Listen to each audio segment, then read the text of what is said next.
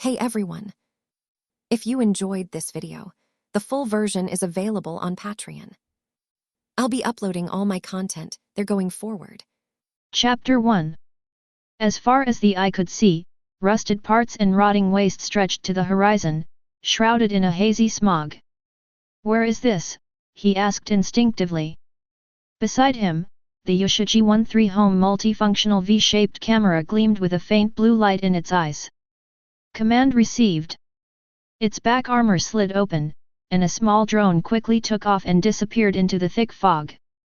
Moments later, the drone returned. The data stream was scrolling rapidly in the G13's view. Analysis complete. Environmental toxins are severely excessive.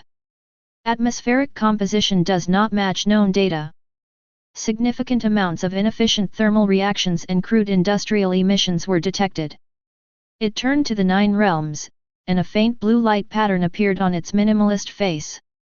Based on database comparison, the environmental characteristics are 91.7% similar to the industrial world described in the Warhammer 40,000 novels. The drone projected an enlarged image, focusing on a blurry mark on a rusted steel plate, an emblem consisting of a skull and eagle wings. This symbol has been found. It has an 88.3% similarity to the emblem of the human empire in the data. Conclusion: we have most likely traveled to this universe. You are currently on a highly polluted industrial planet. Julia stood there, stunned. Warhammer? His mind went blank. That hopeless world where transmigrators were doomed? Based on your security needs, G13's voice calmly cut him off. I have generated 48,000 survival plans. Of these, 752 have a survival rate higher than 99%. Julia was speechless. This was the computing power of strong artificial intelligence. He had just bought it and hadn't even had a chance to experience the latest technology before being dumped here. Choose the highest one. Plan confirmed, scavengers. The scavenger project is activated. G13's voice was flat. Core directive: disguise. Primary objective: integrate into the local environment and avoid attracting the attention of any faction. It began to move, its streamlined arms precisely pulling out several relatively intact metal pipes and a huge piece of rusted slab from the pile of garbage. According to the database, the human empire harbors a deep-seated hatred and fear of artificial intelligence, regarding it as hatred of intelligence. My existence, once exposed, will trigger the highest level elimination protocol. Watching G13 efficiently assemble a rudimentary, wheeled cart frame, Juya couldn't help but lower his voice and ask, in this god-forsaken place, AI is indeed dangerous. But, are you at risk of being infected by demons or something like that? The risk is close to zero, G13 replied, her work continuing unabated. My core consciousness and data processing reside on Earth's Gaia quantum cloud. The processors here are merely execution terminals, responsible for basic instructions. They lack the architecture to support a complete consciousness. It picked up a discarded circuit board, its fingertips gleaming faintly, as if reprogramming it. To address potential subspace data contamination, the local firewall of the basic processing unit has been modified. Simultaneously, 120 million layers of logical buffers have been established between the cloud and this endpoint. Even if this endpoint is instantly destroyed by an abnormal data stream, the cloud-based system will have ample time to identify and isolate the threat. Hearing this, Ju Yi's tense nerves relaxed slightly. He remembered another crucial question: by the way, is your privacy mode always on? Privacy mode is always active, G13 confirmed.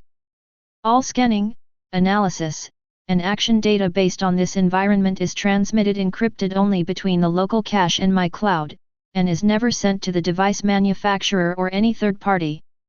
Julia nodded, finally relieved. His biggest fear was that the company would discover something was amiss. Research is secondary. If the company were to sever G13's quantum connection for security reasons, then in this desperate world, he would truly lose his greatest asset. At this moment, a recessed structure large enough to accommodate a person curled up took shape at the bottom of the garbage truck. The G-13 slid smoothly into it, its fuselage fitting perfectly into the space. Disguise complete. Its deep voice came from under the car. G-13 slid out from under the car and smoothly rose to its feet. Step 2. Manufacturing the filter device. Estimated time, 8 minutes. Behind it, another drone took off, its numerous, barely perceptible scanning beams sweeping across the surrounding garbage heaps. Materials have been located. G-13 walked towards a pile of waste, precisely extracting several pieces of discarded metal tubing, a broken breathing mask body, and several pieces of porous filter media of different colors. Its fingers flicked out micro-tools, and it began its work. Cutting, reshaping, fitting. Its movements are inhumanly efficient, yet the assembled parts exhibit a rugged style befitting this world, with worn metal surfaces and an overall structure that is practical to the point of being rudimentary. In less than 8 minutes, a wasteland-style breathing filter was complete. G-13 attached the last piece of tubing and handed it to Julia. Basic filtration efficiency has been increased to 67%, sufficient to cope with the current atmospheric environment. Julia took the crude filter and put it on immediately. His breathing became easier. Step 3. Obtain local currency. G-13 said, quickly assembling a makeshift stand from scrap materials for Julia to sit on. Please wait here, it is expected to take 3 hours. Julia nodded and sat down. He knew he couldn't be of much help. The technology on this G-13 was far beyond imagination. On Blue Star, after quantum computers were fully commercialized, unitary technology was the first to connect home robots to true strong artificial intelligence, and the energy source was the most advanced commercial Candle Dragon micronuclear fusion battery. G-13 not only stores all known human knowledge, but also enables its comprehensive application. It is an expert in all fields. From quantum physics to medieval forging, it is the absolute authority. 3 hours later, G-13 returned on time.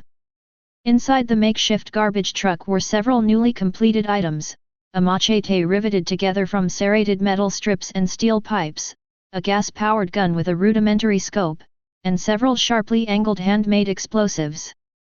Each item was in a post-apocalyptic style, yet meticulously crafted. Based on drone observations and analysis of local black market trading points, G-13 pointed to a shanty town shrouded in thick smoke in the distance. The shops ahead offer opportunities to sell stolen goods. It's recommended to use these to obtain initial funds to improve your basic living conditions. It pulls up a shaky video shot by a drone, clearly showing the neon-lit shop entrance at the end of a narrow alley. The route has been planned. Julia donned the red and black robe handed to him by G-13. The high collar design covered most of his face, revealing only his eyes. You haven't mastered the local language yet, G-13's voice came from under the car. Keep quiet during the deal, I'll handle it. It slid under the garbage truck. Julia pulled the cart and headed towards the shanty town. Low metal shacks were crammed together, tangled wires crisscrossed the air, and the light from oil lamps blurred in the polluted air. Several unfriendly figures sized him up at the alley entrance, their gazes lingering on his robe and the garbage dump. He pushed open the iron gate of the target shop. A bell rang. The shop was filled with discarded parts and weapons. Behind the counter stood an old man, half of his face covered by a rusted metal prosthetic, his mechanical eyes emitting a faint red glow. The old man glanced at the weapons in the garbage truck, then stared at Juyi's covered face. New here. His voice had a metallic scraping quality to it. At that moment, a deep, hoarse synthesized voice came from under Juyi's robe, speaking fluent local language, selling goods. The old man raised an eyebrow and reached for the riveted machete. His rough fingers traced the blade, and his mechanical eyes flashed red. The workmanship is all right. He weighed the gas gun in his hand. Where did you get it? 20 silver coins. A synthesized voice directly quotes the price. The old man grinned, revealing a few metal teeth. 10. 15. Or we can go talk to the Black Tooth Gang. The old man paused, gave Juye a deep look, and finally nodded. Deal.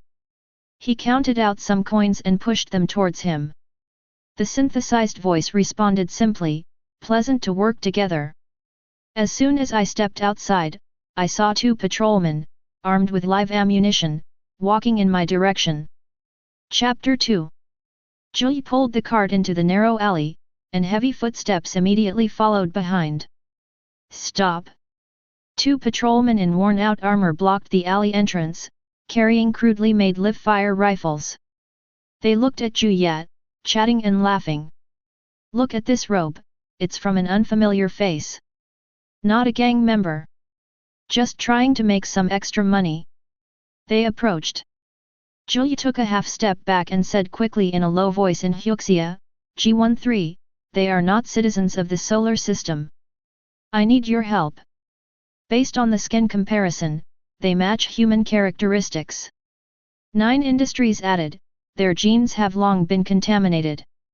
According to the Warhammer lore, they aren't purely human. Data comparison complete, logical chain update complete. At that moment, a patrolman impatiently reached out and grabbed it. What kind of gibberish are you muttering? Juye slowly raised his hands. This gesture caused the 2 soldiers to instinctively move closer, their attention completely drawn to him.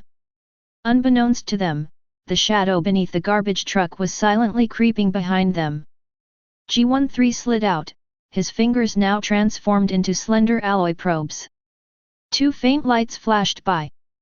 The soldiers froze, their eyes extinguished instantly, and they collapsed to the ground. G13 quickly searched the body, finding some silver coins and 2 crudely made firearms. Its fingers moved swiftly, disassembling the firearms into unrecognizable parts in a few swift movements, which were then thrown into the garbage truck. They quickly used the money they had just earned to buy compressed food blocks and murky drinking water, and rented a small, single-room shack on the edge of the shanty town. Juye dragged the garbage truck into the house and closed the creaking iron gate. G13 slid out from under the car and stood in the center of the room, its optical lens gleaming faintly in the dim light. The room fell silent for a moment. Juye leaned against the cold wall, his gaze sweeping across the window. A emaciated homeless man huddled on a street corner, several children with deformed limbs rummaging through a pile of garbage. The air reeked of chemical toxins.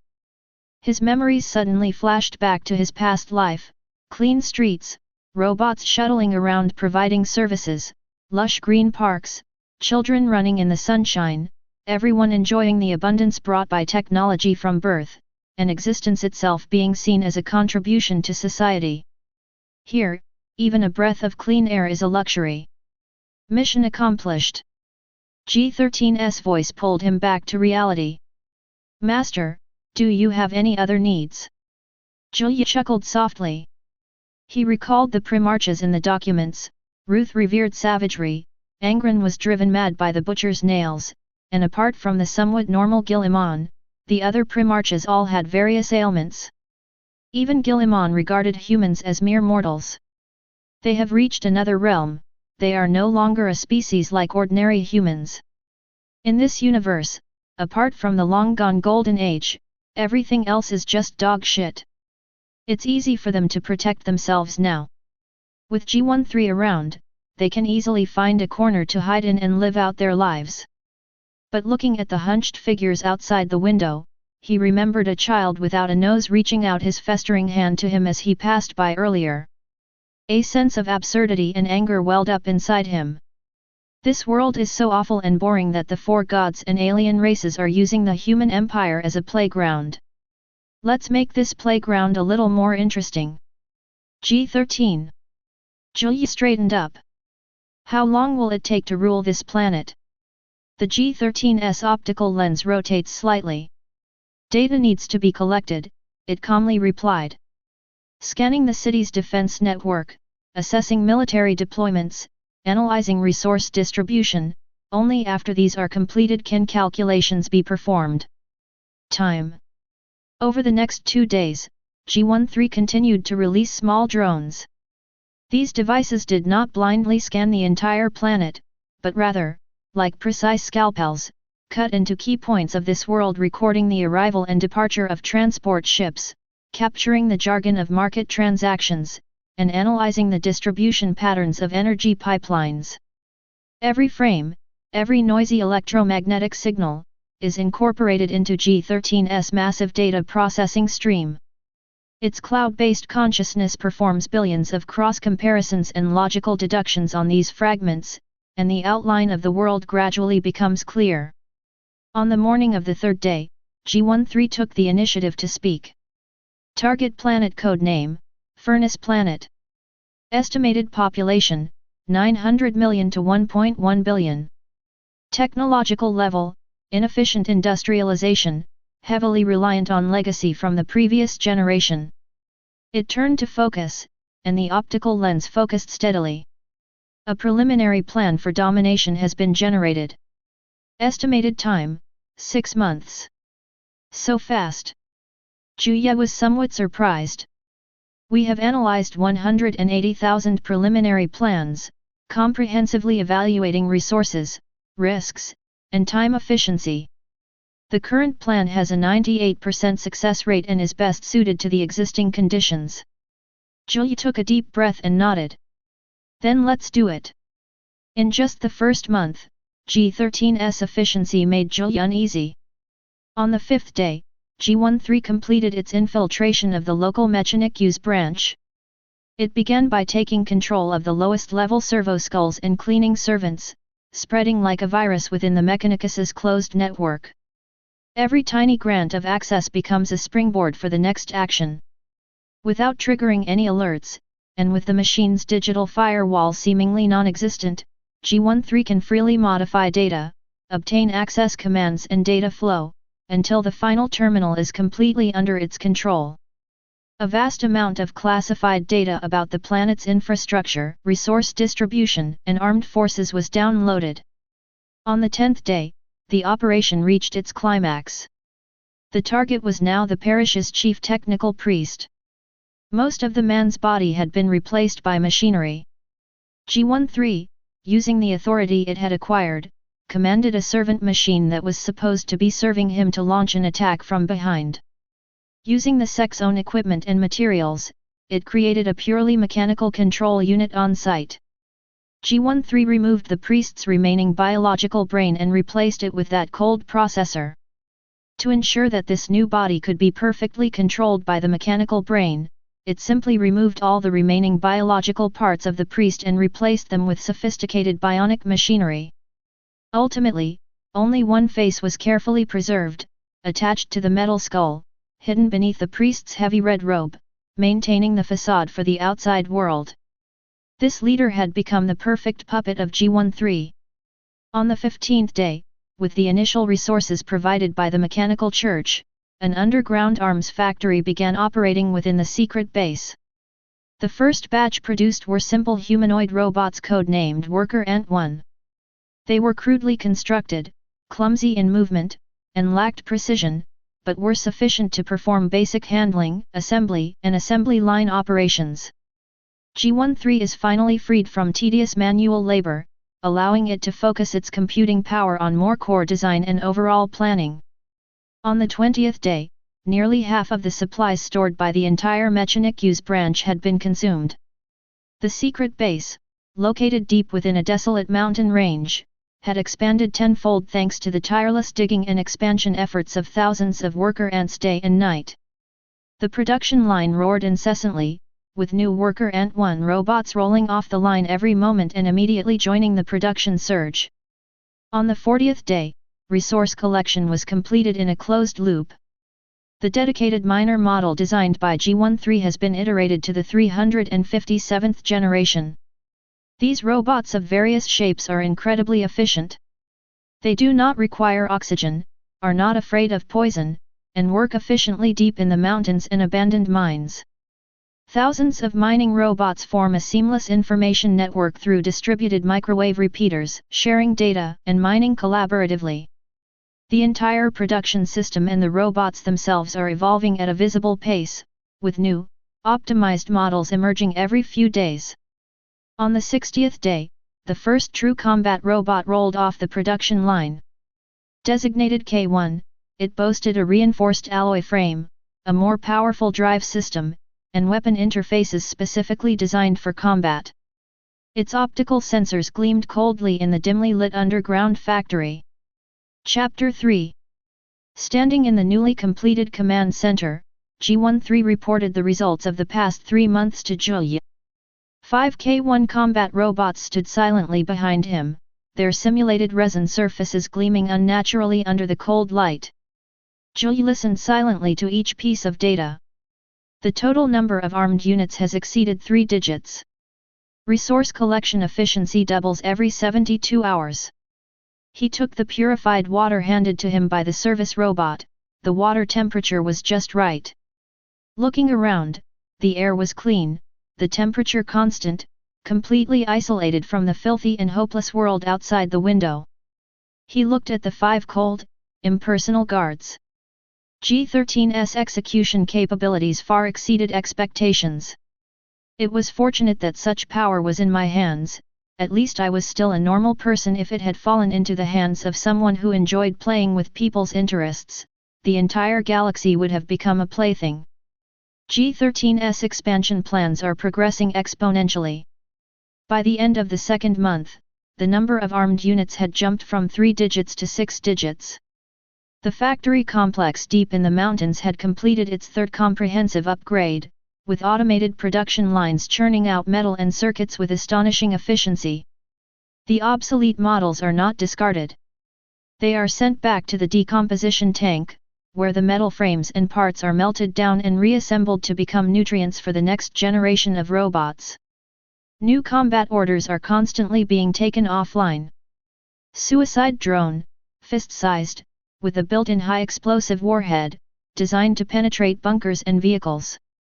Attack drones, equipped with lightweight rapid-fire guns, highly mobile, forming an aerial strike network. High-altitude sniper drone, hovering above the clouds, with electromagnetic sniper cannons capable of precisely eliminating key targets. Multispectral detection units, ranging from a fingernail to a wingspan of 3 meters, woven into a reconnaissance network with no blind spots. Ground forces are being expanded simultaneously. Hound Eye, a quadrupedal mobile platform equipped with a machine gun, adept at urban warfare and assaults in complex terrain. Dog 2, heavy version, carrying rocket pods, used for fire suppression and obstacle breaching. Vicious Dog Type 3, stealth model, specializing in infiltration and assassination, with high-frequency vibrating blades mounted on its claws. Long-range firepower has been systematically enhanced. Locust self-propelled artillery, a modular multiple rocket launcher system for carrying out area saturation strikes. Anvil Mortar Group, intelligent indirect fire unit with rapid deployment and real-time trajectory correction capabilities. The Siege Engine electromagnetic cannon, a fixed-position defensive weapon capable of penetrating heavy armor. All these units are uniformly scheduled by G13's cloud-based consciousness. Each robot is equipped with only a basic task processor, executing instructions issued by G13. For G13, which is connected to the quantum cloud, commanding a million-strong army is like playing chess, with each unit being a chess piece at its disposal. The absolute computing power of quantum computers far surpasses that of any traditional data processing system. G13 faces no computational burden whatsoever. In the third month, the energy revolution was quietly completed. The original worker Ant-1 relied on a crude lead-acid battery pack, resulting in short battery life and low power. G13 did not invent any new technologies, it merely systematically reorganized and optimized existing knowledge. It directed mining units to accurately extract the necessary minerals and gases. Soon, the first generation of high-density lithium-sulfur batteries rolled off the production line, with an energy density 8 times that of earlier models. But this was only a transitional phase. With improvements in refining technology, the deuterium-tritium fusion core has been miniaturized and successfully implanted into the K-series combat robot. This core can provide continuous power for several years, and its single output power is sufficient to support continuous firing of electromagnetic weapons. Meanwhile, deep within the mountain base, a compact nuclear fusion reactor was built and connected to the grid. Employing an innovative magnetic confinement design and fueled by helium-3, it operates stably and efficiently, providing virtually limitless power to the entire underground network. Standing in the control room, Juya watched as the energy output curve on the holographic screen soared. He recalled the clumsy worker ants that initially needed to frequently return to recharge, and looking at the relentless torrent of machinery now, a sense of unreality welled up within him. The speed of development has exceeded his comprehension. The breakthrough in energy bottlenecks means that the final shackles have been broken. In April, the plan, Crowning of the Shadows, was put into practice. When faced with a decision, humanity's top strategists might be able to devise dozens or even hundreds of ingenious and ruthless plans. However, G13's plans are on a scale of hundreds of millions. With every slight change, G13 can adjust, modify, and instantly generate millions of entirely new plans. Therefore, G13 did not choose to launch a direct assault on the governor's mansion.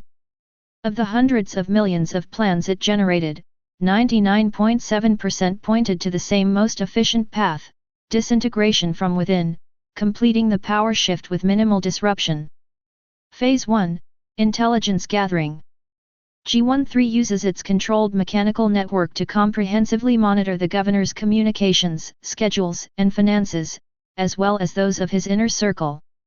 Simultaneously, it begins systematically screening members of the governor's guard, analyzing their spending records, family relationships, and personal preferences, ultimately identifying a lieutenant whose wife suffers from a rare genetic disease and urgently needs substantial medical funds. Second stage, Corrosion. A disguised service robot accidentally encounters the lieutenant, handing him a data panel detailing his wife's illness and an anonymous sum of money sufficient to cover all treatment costs and allow them to escape.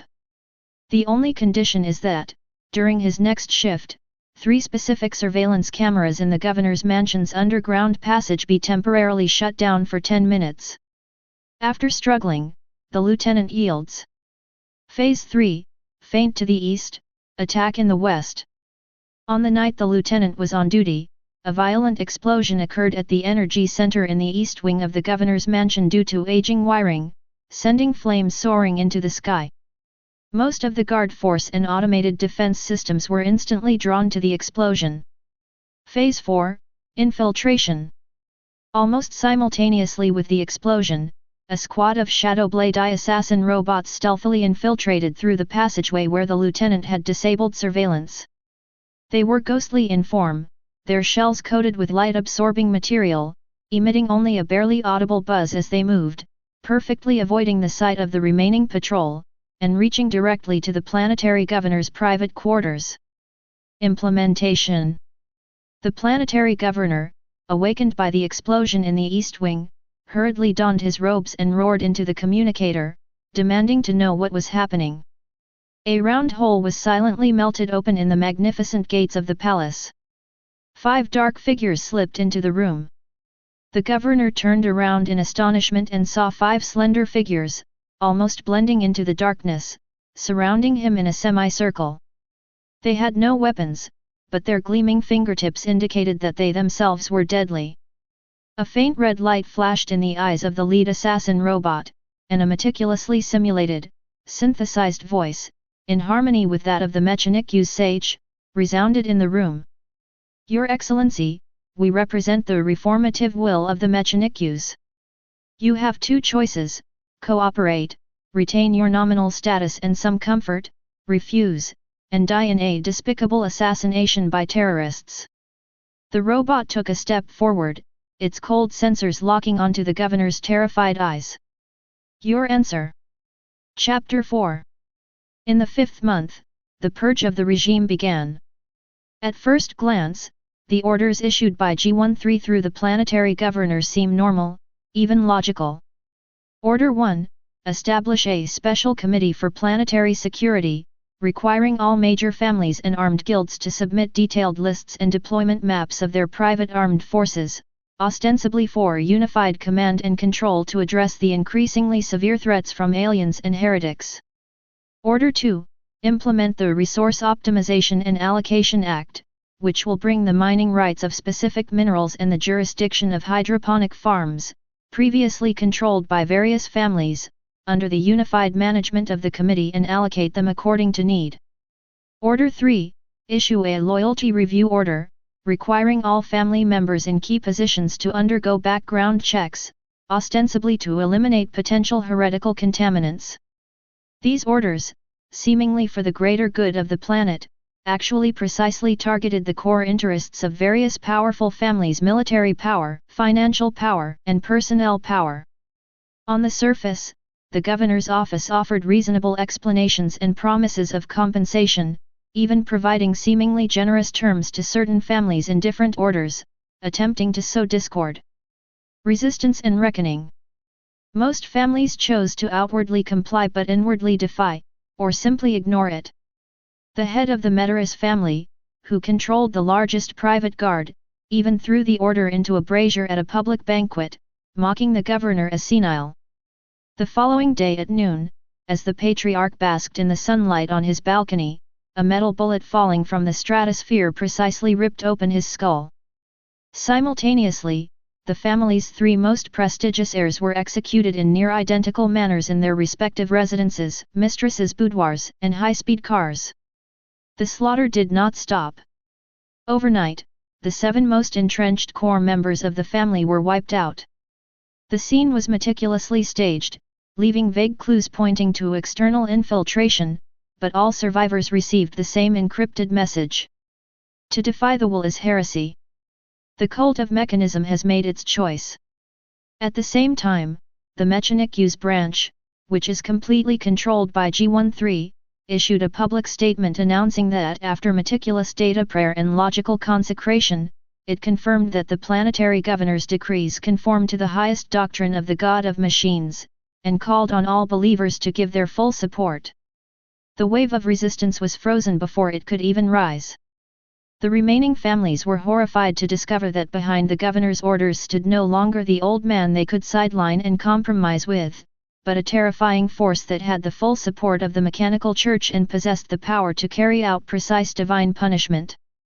When the last few families, unwilling to accept defeat, joined forces with lower-level gangs and incited tens of thousands of rioters to storm the governor's mansion, their inevitable fate was sealed.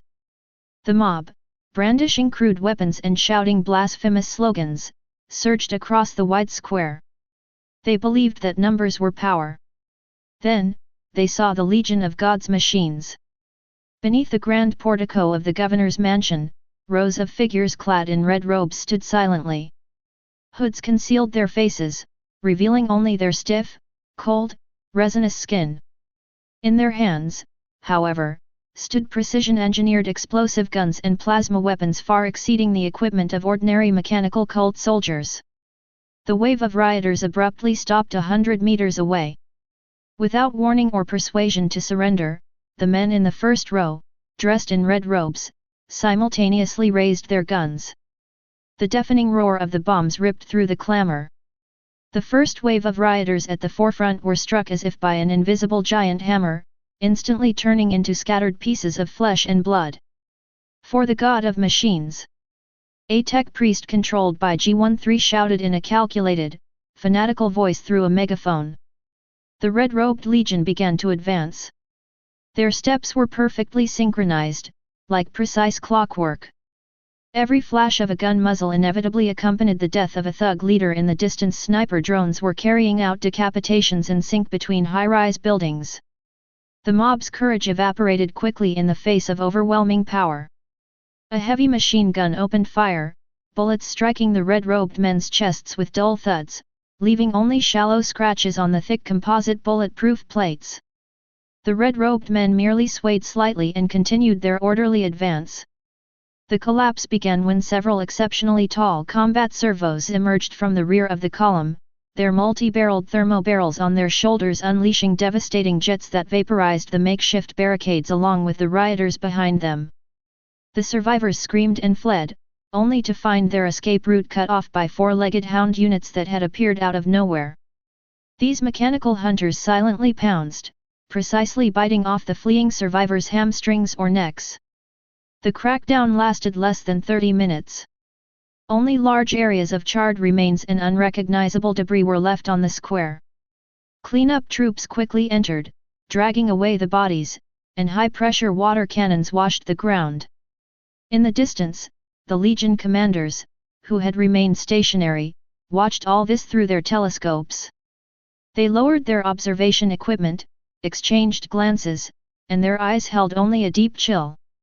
They understood that the planetary governor, or rather, the force behind him, no longer needed their loyalty, only their obedience. By the end of the 6th month, the power transition on the burial furnace star had been completed. When the announcement of the planetary governor's sudden death from a serious illness was released, no family or military raised any objections. Absolute violence had already crushed all potential rebels, while the military system, under G13's information blockade and pre-planned control, remained in a passive, wait-and-see state. Inside the luxurious banquet hall, the light from the crystal chandelier illuminated the exquisite dishes and fine wines. Juye sat in the main seat, his fingers lightly tapping the gilded armrest. Standing before him were three white-haired elders, puppet masters whom G13 had calculated to be the most suitable to be placed on the stage and the easiest to control. One of them shakily raised his glass, his face plastered with obsequiousness, for the new governor, for the future of the planet. Juye did not raise his glass. His gaze swept over the faces of these elderly people, then pierced through them, looking out the window at the crimson sky shrouded in polluted clouds. He thought of the deformed children in the garbage dump, the blood splattered in the street fighting, and the devastating progress made in the past 6 months with the assistance of G13. This decaying universe truly needs a thorough cleansing. He slightly raised his hand, interrupting the other person's blessing. The ceremony is over. His voice was calm, yet it silenced the entire hall instantly. Starting tomorrow, I want to see change. As the three elders bowed and withdrew, the backs of their formal attire were soaked with cold sweat. The banquet hall doors closed. The G13 emerged from the shadows on the side, its optical lens gleaming with a steady, faint light.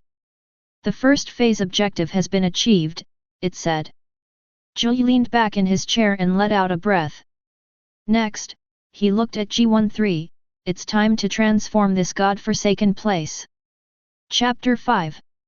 In a dimension beyond the reach of the real universe, the threads of fate tremble violently within Xianqi's demon realm. A completely new and unforeseen trajectory, like a boulder thrown into a still lake, disrupts the established web of cause and effect. Deep within the Crystal City, a wisp of the Lord of Change's consciousness was drawn to this anomaly. Following the ripples of its trajectory, it cast its gaze upon the material universe, easily piercing the atmosphere of Burial Furnace Star, and focusing on the newly built governor's mansion. It saw the young ruler surrounded by puppets, Juye. Countless possibilities for the future intertwine and unfold within this mortal, constantly overturning his predetermined fate. Such unpredictability, such potential, is precisely the plaything and pawn that Xianqi cherishes most. An invisible whisper, carrying with it secret knowledge and promises enough to make a psychic's mind boil, precisely pierced Juye's consciousness. However, the anticipated wavering of the soul, the inner greed, or the confusion did not occur.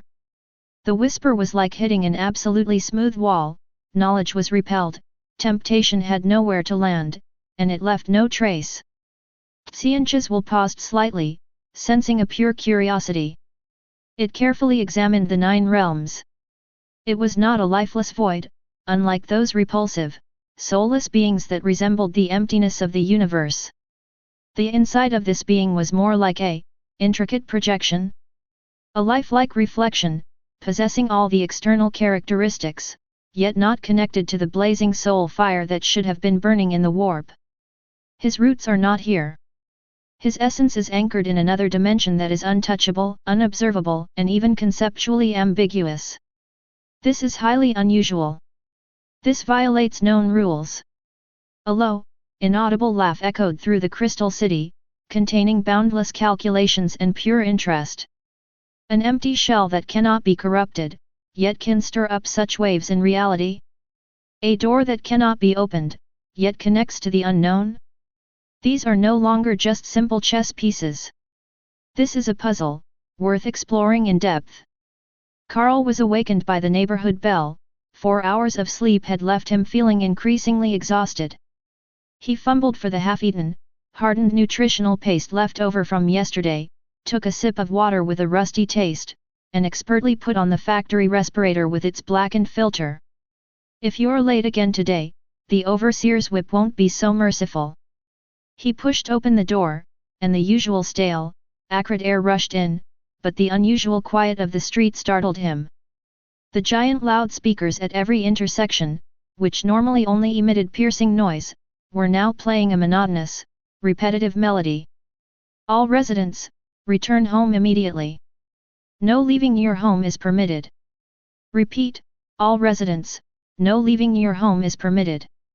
Carl hesitated. Go home? He hadn't even completed his ration for the month, going back meant going hungry next week. The fear of hunger overwhelmed the prohibition. He hunched his shoulders and continued inching towards the factory, hugging the wall. He turned the corner and stood frozen in place. At the end of the street, a colossal machine he had never seen before was in operation. It had a humanoid torso and 4 multifunctional robotic arms, and was nearly as tall as a 3-story shed. 2 robust hydraulic arms steadily lifted a twisted, giant piece of scrap metal and gently placed it aside. Another sophisticated arm emitted a beam of incandescent cutting light from its tip, precisely slicing the scrap metal, and the last arm used a gripper to neatly stack the cut metal blocks. The loud metallic scraping sound was drowned out by its own deep hum. Before he could recover from the shock, a group of figures draped in dark red robes appeared at the other end of the street. They went in pairs, knocking on doors one by one. Carl noticed that these people moved somewhat stiffly, their exposed faces looking as if they had been coated with a layer of cheap glue, their expressions unchanging. A man in a red robe turned to him and walked smoothly toward him, holding a data tablet in his hand. Name. Address.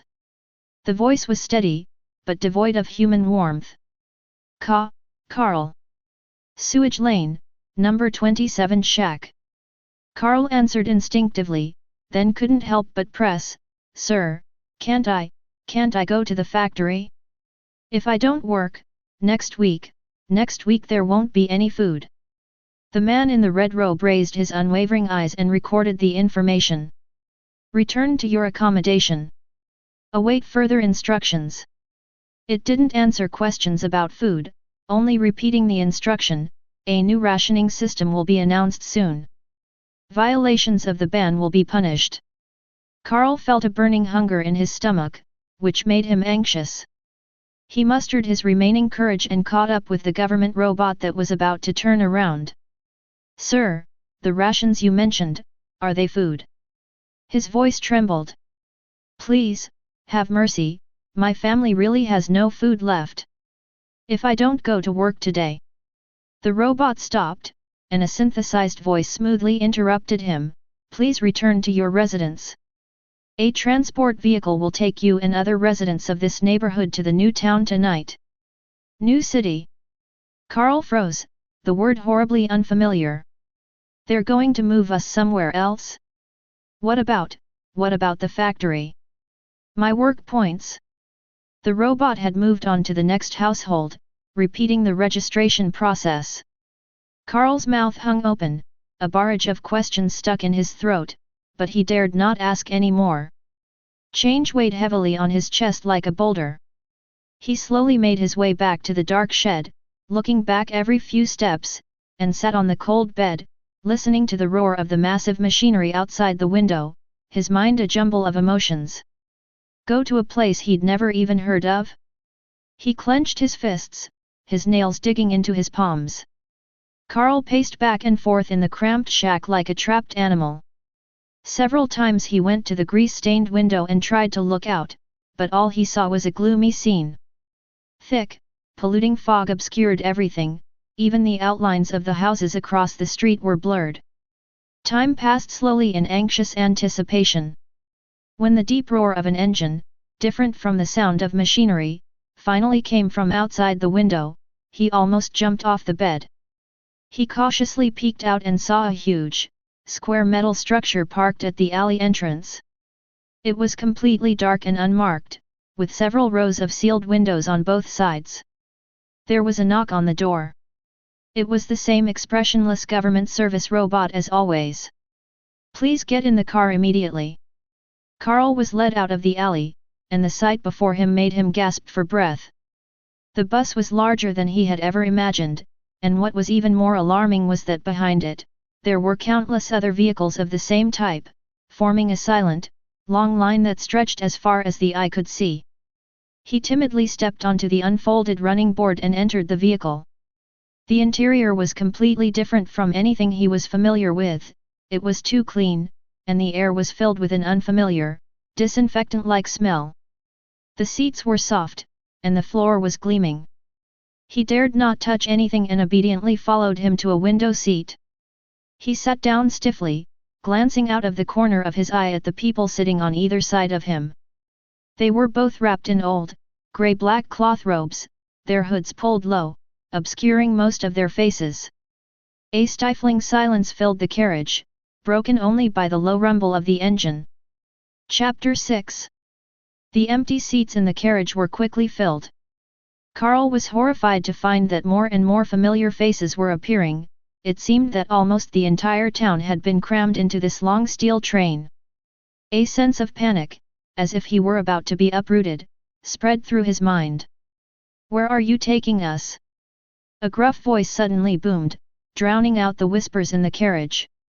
It was a burly man with a scarred face. He blocked the aisle, glaring at the government service robot guiding passengers. "Nobody's leaving until you explain." The commotion spread like ripples, drawing all eyes to the scene with the same unease and questions. The robot turned to him, its synthesized voice flat and monotone, "Please return to your seat and maintain order." "Screw your order." The burly man raised his fist as if to strike. The movement had barely begun when a hidden compartment slid open in the roof of the carriage, and a tranquilizer dart shot out, accurately embedding itself in the burly man's neck. His body stiffened, the anger in his eyes turning to astonishment, before he collapsed to the ground with a heavy thud. Two robots stepped forward and smoothly dragged him to the seat and secured him. The whole process took less than 10 seconds. The carriage was deathly silent.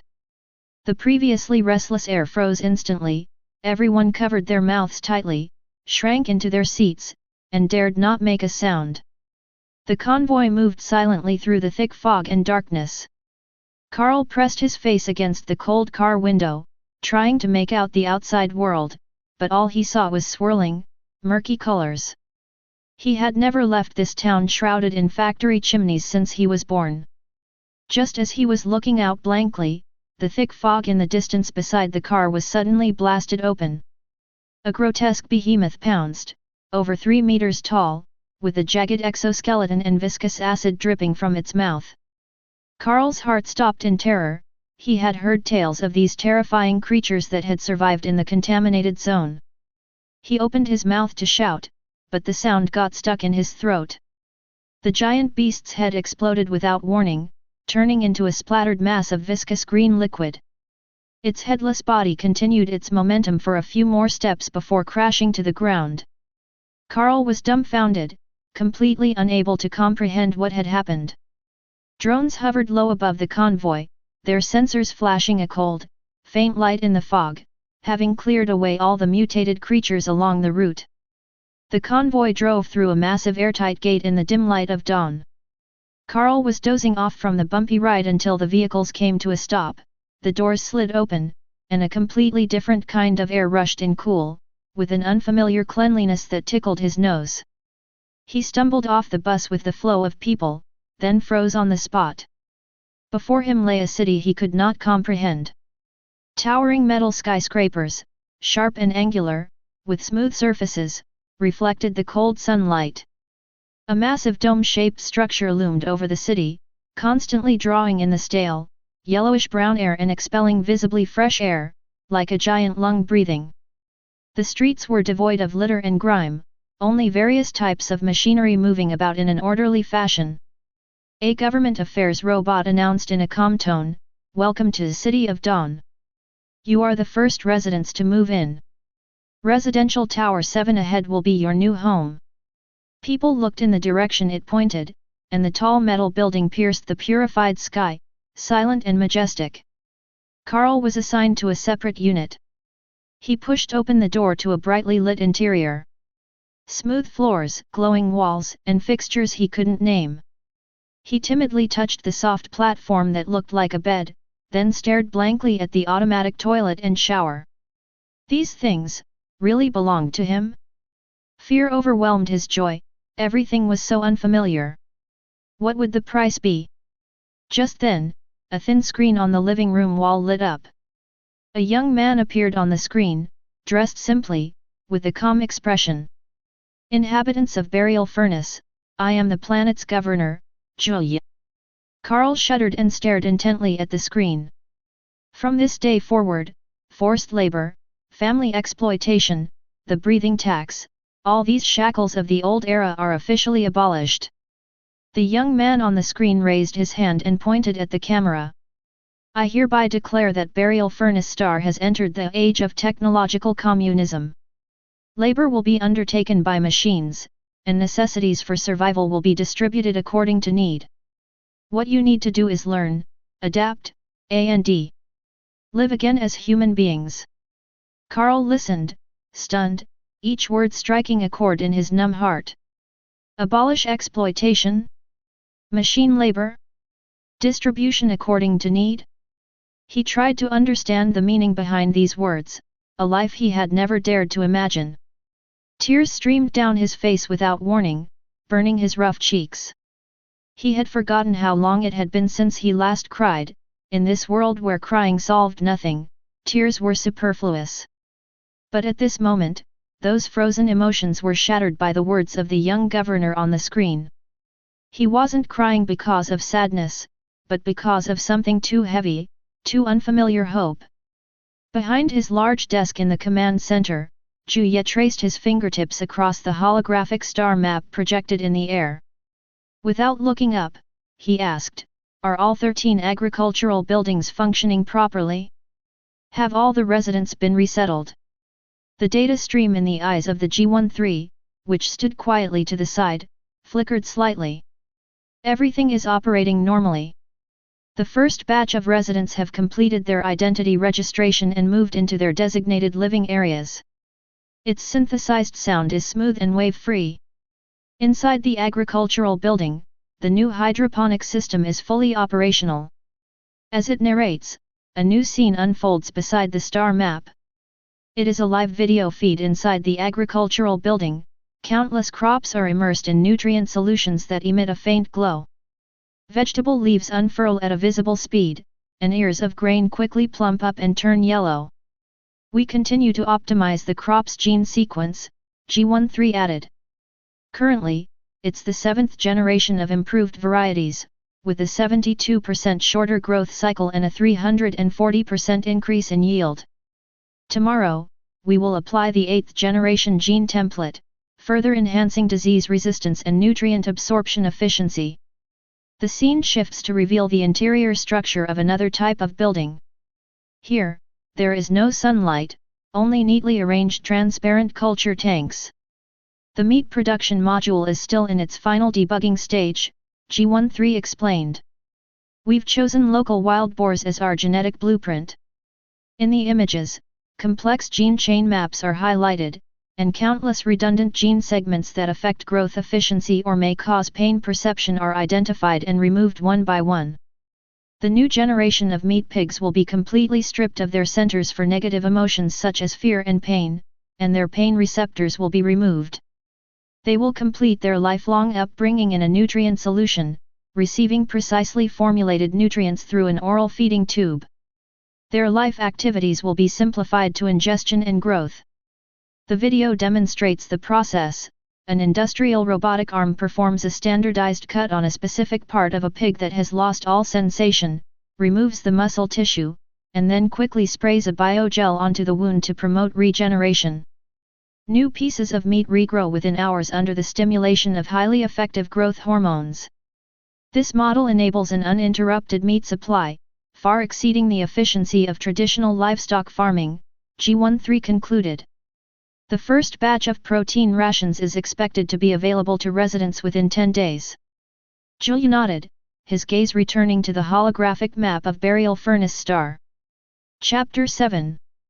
Julia looked up from the star map at G13, what about the residents' jobs? G13 immediately understood his true concern. Study, it replied. All residents of school age must attend the newly established school system. The core curriculum is a spiritual protection education system based on 20,000 volumes of the classic text, The Way of Balance.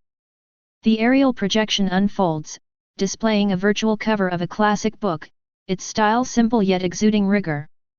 These texts blend the philosophy of moderation from Earth's philosophy, the rational training of Stoicism, the basic framework of cognitive behavioral therapy, and rigorously logically validated meditation techniques.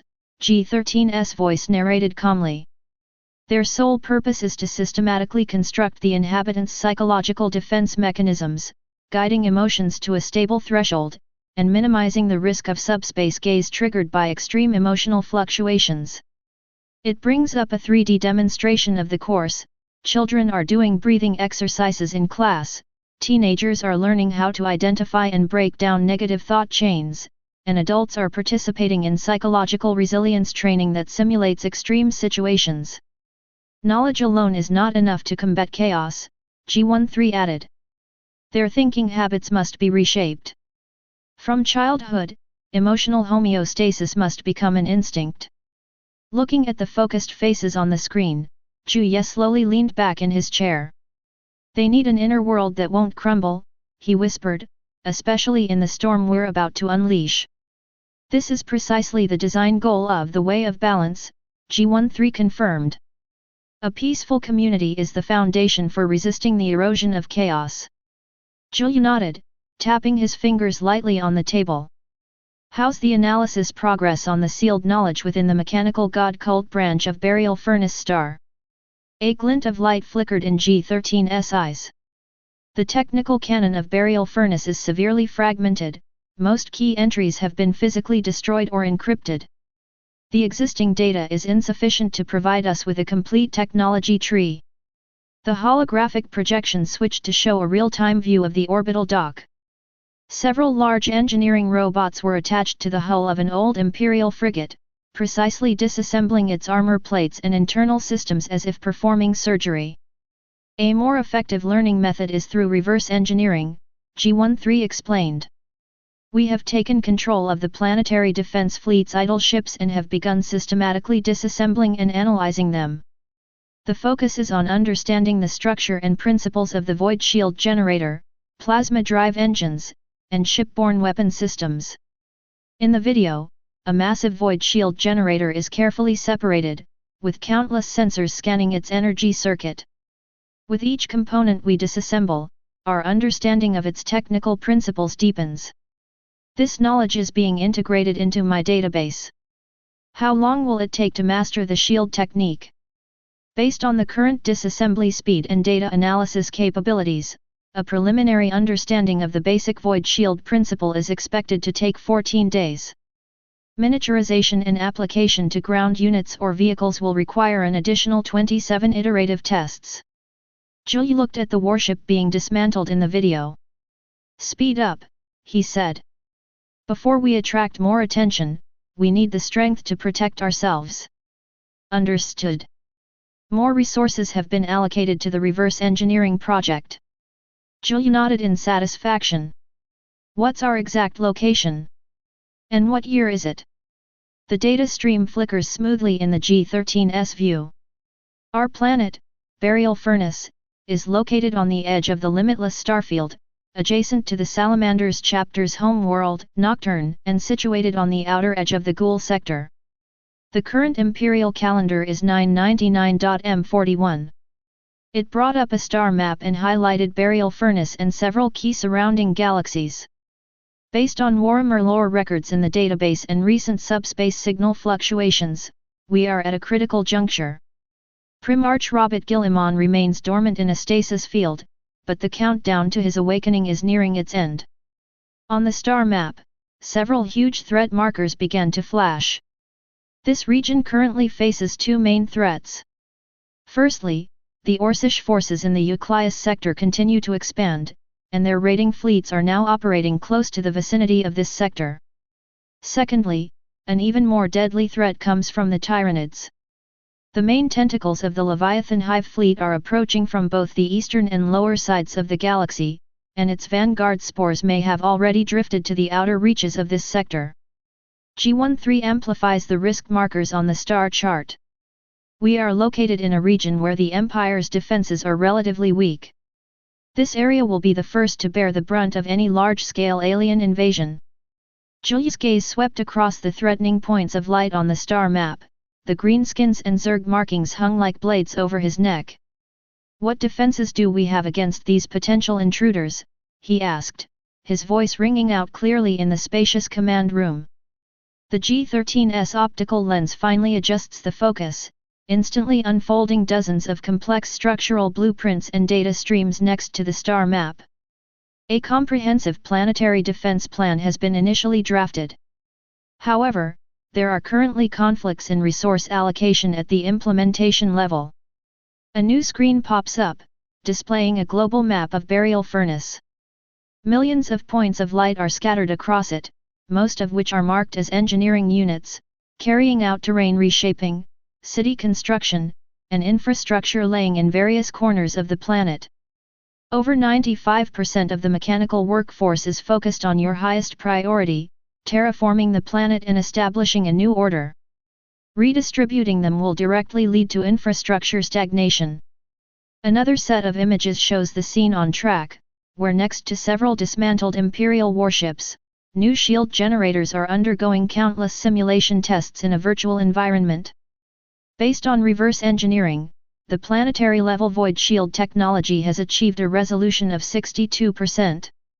However, a significant amount of computation and physical testing are still required to complete a practical model. G13 shifted its focus back to the massive plan labeled the Furnace Defense Protocol. The plan includes the following core modules. First, construct a near-Earth orbit defense network, with armed space stations and automated artillery batteries forming the first line of defense. Second, deploy land-based macro-artillery arrays and laser drills at key global nodes to create crossfire. Third, establish deep space monitoring outposts to strive for the earliest possible early warning time. Fourth, establish a rapid reaction force composed of K-series combat robots to counter ground infiltration. It paused briefly. Theoretically, this plan could effectively defend against a medium-sized standard invasion. However, launching it would require at least 40% of existing industrial capacity to be converted to military production, and would significantly slow down the planet's terraforming process. Your instructions will determine the flow of resources. Julia stared at the points of light on the star map that represented threats, remaining silent for a moment. The danger posed by the Zerg and the Orcs was indeed pressing, but he knew the importance of a solid foundation. The plan remains unchanged. He finally spoke, his voice resolute. Concentrate all resources on terraforming the planet. A powerful, fully industrialized world is itself the strongest fortress. Only by first building unparalleled planetary industrial power can we unleash our war potential to counter any threat. Command confirmed. The data stream flickered smoothly in G13's view. Resource allocation remains unchanged, prioritizing the planetary industrialization process. With the order issued, the transformation of Burial Furnace entered a more efficient phase. Deep within the Earth's crust, massive thermal energy harvesting stations extend downwards like plant roots, drawing immense energy from the planet's core.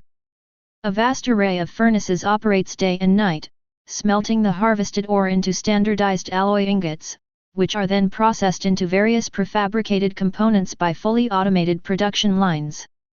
On the plains, modular factories are rising at a visible pace, their metal frames extending day and night under the tireless labor of robots.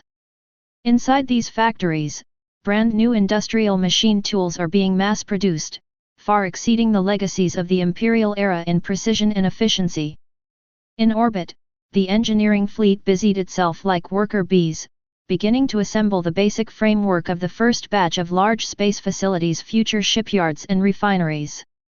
Countless thick energy pipes and material transport pipelines, like blood vessels, extended from the planet's surface to near-Earth orbit, initially constructing an industrial network connecting space and Earth. G13 calmly reported the progress. The third phase of the industrial matrix is 70% complete. The global basic energy network has been successfully connected to the grid. The heavy element synthesis plant is operational and has begun to fill the gap in rare resources.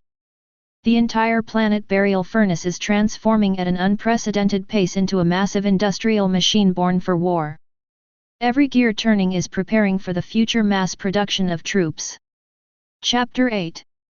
Deep within the ever-changing Psianch realm, a wisp of the Lord of Change's consciousness detected a subtle discord in the real universe. Its gaze pierced through dimensions, landing on Burial Furnace Star, a strange node that could not be directly corrupted, yet was stirring up waves of change. Meanwhile, a tyrannical reconnaissance tentacle, separated from the main Zerg fleet, was aimlessly roaming the edge of the star system where Burial Furnace was located. Like hungry sharks, they instinctively searched for signals from biomass. On the surface of Burial Furnace, global terraforming led by G13 is underway day and night. Massive thermal wells are drilling into the crust, and engineering units in orbit are adjusting satellite orbits. The enormous energy flows and gravitational disturbances generated by these activities have left a clear imprint on the cosmic background. This mark caught Psianch's attention. Without needing to intervene personally, Psianch's will, like a master musician, gently plucked the strings of the warp. It subtly translated and amplified the physical fluctuations generated by the transformation of Burial Furnace at the warp level. A clearly targeted and alluring sonic signal was woven out, a signal that, in the hive's perception, was equivalent to the call of a perfect hunting ground, extremely rich in biomass and weakly defended. The signal was precisely projected onto the lost Zerg tentacle. Almost instantly, the Tyranid bioships that had been drifting slowly in the void collectively paused. Then, they adjusted their course in unison. The muscles beneath their shells began to undulate, and their bioengines spewed out eerie green mucus, propelling this deadly vanguard towards Burial Furnace. In a desolate mining area in the northern hemisphere of Burial Furnace Star, traces of pollution from the old era remain. This is a corner temporarily forgotten by the New Order, inhabited by a group of outcasts dissatisfied with the present. Among them was a former data clerk named Hector. He harbored resentment. Every night, he could hear tempting whispers in his mind, promising him knowledge, power, and the opportunity for revenge. The new masters of Burial Furnace Star are thieves, the voice echoed in his dream.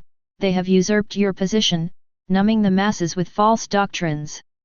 Offer a sacrifice to me, and I will grant you the power to reveal the truth. Hector was seduced.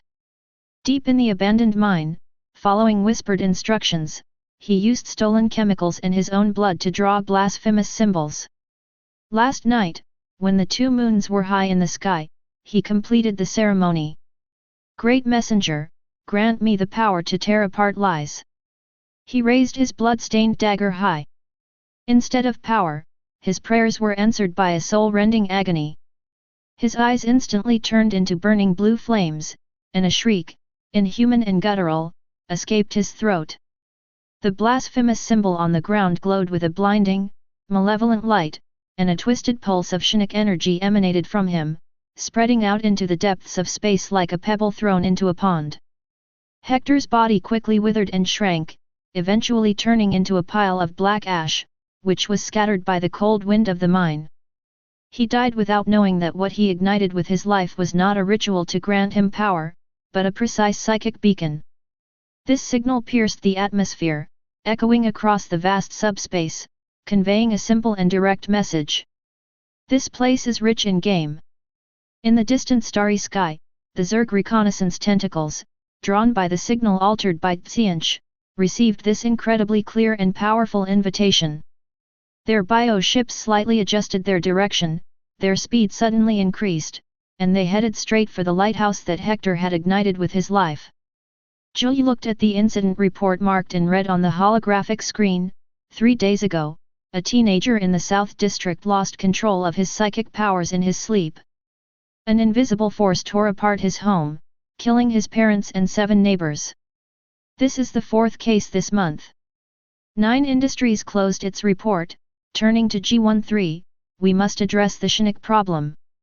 Execution and isolation are too extreme and wasteful of resources. Is there a more controlled approach? Data flows through G13's eyes. 17 high intervention options, including permanent drug suppression and physical lobectomy, have been ruled out. Based on the principles of balance and utility maximization, the optimal solution is to implement supervision. It brought up a design sketch, a simple metal necklace. It is recommended to implement a psychic monitoring collar. This collar should have a built-in highly sensitive sensor for psychological fluctuations, linked to a resident health database. Once it detects psychological fluctuations exceeding a safe threshold such as intense emotions that could trigger subspace echoes or unconscious psychic energy convergence, the collar will automatically release a dose of sedative medication to calm the wearer. Simultaneously, an alarm will be immediately sent to the regional security center and the nearest government robot. Management can intervene immediately to determine whether it's a simple emotional outburst or a genuine psychic danger. Julia carefully examined the design drawings. What about false alarms? Like someone experiencing extreme sadness, or immense joy? This possibility exists, G13 acknowledged, but compared to the potential dozens or even hundreds of casualties that could result from a psychic malfunction, a few false alarms and the resulting temporary discomfort are an acceptable price to pay. This is the optimal solution for balancing individual freedom and public safety under the current conditions. Jules remained silent for a moment, his gaze sweeping over the victim data on the screen. Production approved. Priority will be given to all registered psychics, as well as residents whose mood fluctuation curves are marked as high risk. Command confirmed. G13 responded, Guardian Collar Project, activate immediately. Carl sat in his bright and clean apartment, with 3 different nutritious meals laid out in front of him. He hesitated for a moment, then reached out and picked up the meal he had never tried before, labeled spiced roasted vegetables. These past few months have felt like a dream. Every day he studies basic knowledge, takes evening strolls on clean streets, and watches children running and playing among the metal buildings. Food is always plentiful, and he has even started to be picky about which plant protein tastes better, something he had never imagined in the first half of his life working in a filthy factory. The evening news reported on yesterday's psychic malfunction, the anchor calmly stating the casualty figures. Carl frowned and turned off the television. He loathed these disruptive entities, who cast a shadow over the hard-won peace. Yet, deep down, he secretly envied those with special abilities. Only by wielding power could one truly protect the world that had given him a new lease on life. This idea took root in his mind. The next day, he went to the Community Competency Assessment Center. You want to learn Shinik abilities? The staff member asked, somewhat surprised. I want to contribute to society, Carl said firmly. The test results surprised everyone. This middle-aged former miner possessed rare Shinik potential. When the cold metal collar was fastened around his neck, Carl felt no unease, instead, he smiled. This collar was a symbol of protection, representing his inclusion in a more important system. 3 days later, the notification arrived, he had been accepted into the Chinook Academy. Standing before the Academy's pure white gates, Karl took a deep breath. In the corridor, many students, wearing collars like him, hurried by, and complex mental training diagrams flickered on the walls. His eyes were full of anticipation. He finally found the path he would dedicate his life to. Chapter 9. In just 1 year, Burial Furnace Star underwent earth-shattering changes. The pervasive, hazy smog that once lingered year-round has vanished, and the sky now displays a long-lost clear blue. Vast atmospheric filtration systems are distributed across the globe, continuously supplying clean air that can be breathed directly. Countless soil purification plants, like behemoths, devour the contaminated soil, efficiently processing it and expelling fertile, dark brown new soil. This new soil is evenly spread, and rows of tender green saplings grow on it, symbolizing the planet's revival. The original 1 billion residents have all been relocated to planned large cities. These cities are uniformly laid out, fully functional, and maintained by massive automated systems. Outside the cities, rows of enclosed giant factories are arranged in an orderly manner, forming the lifeblood network that supports civilization. With the completion of infrastructure construction, hundreds of billions of first-generation worker ant robots lined up in long queues, silently heading towards decomposition furnaces across the country. Their historical mission has come to an end, and their bodies will be recycled and transformed into resources for a new phase. Instead, a new generation of armed forces has taken its place. The Defender General-Purpose Combat Robot has become the standard unit. Its 1.8-meter-tall streamlined body combines speed and protection, and its integrated explosive gun and energy blade can deal with most threats. Even more impressive are the 10-meter-tall Titan Killer heavy mechs, which resemble mobile fortresses. The twin laser turrets mounted on their shoulders and the assault cannons on their right arms are capable of confronting the largest enemies head-on. The first phase of planetary terraforming has come to an end. G13 presented a brand new blueprint to 9 industries. The Fortress World project was officially launched. Orbital defense platforms, global shield generators, deep space monitoring networks, a series of Cold War machines began to replace civilian factories, becoming the new theme of the planet. The blueprint for Project Fortress World was just being laid out, and factories around the world were shifting their production focus to military industry. At this very moment, G13's routine deep space scan data detected a set of unusual signals.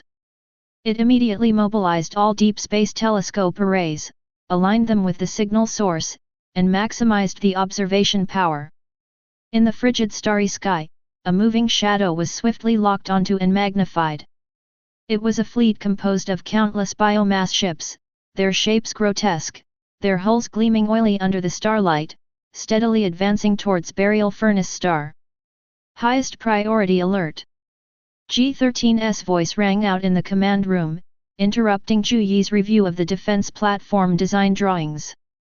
Deep Space Telescope confirmation, the Tyranid Advance Fleet has entered the outer reaches of this system.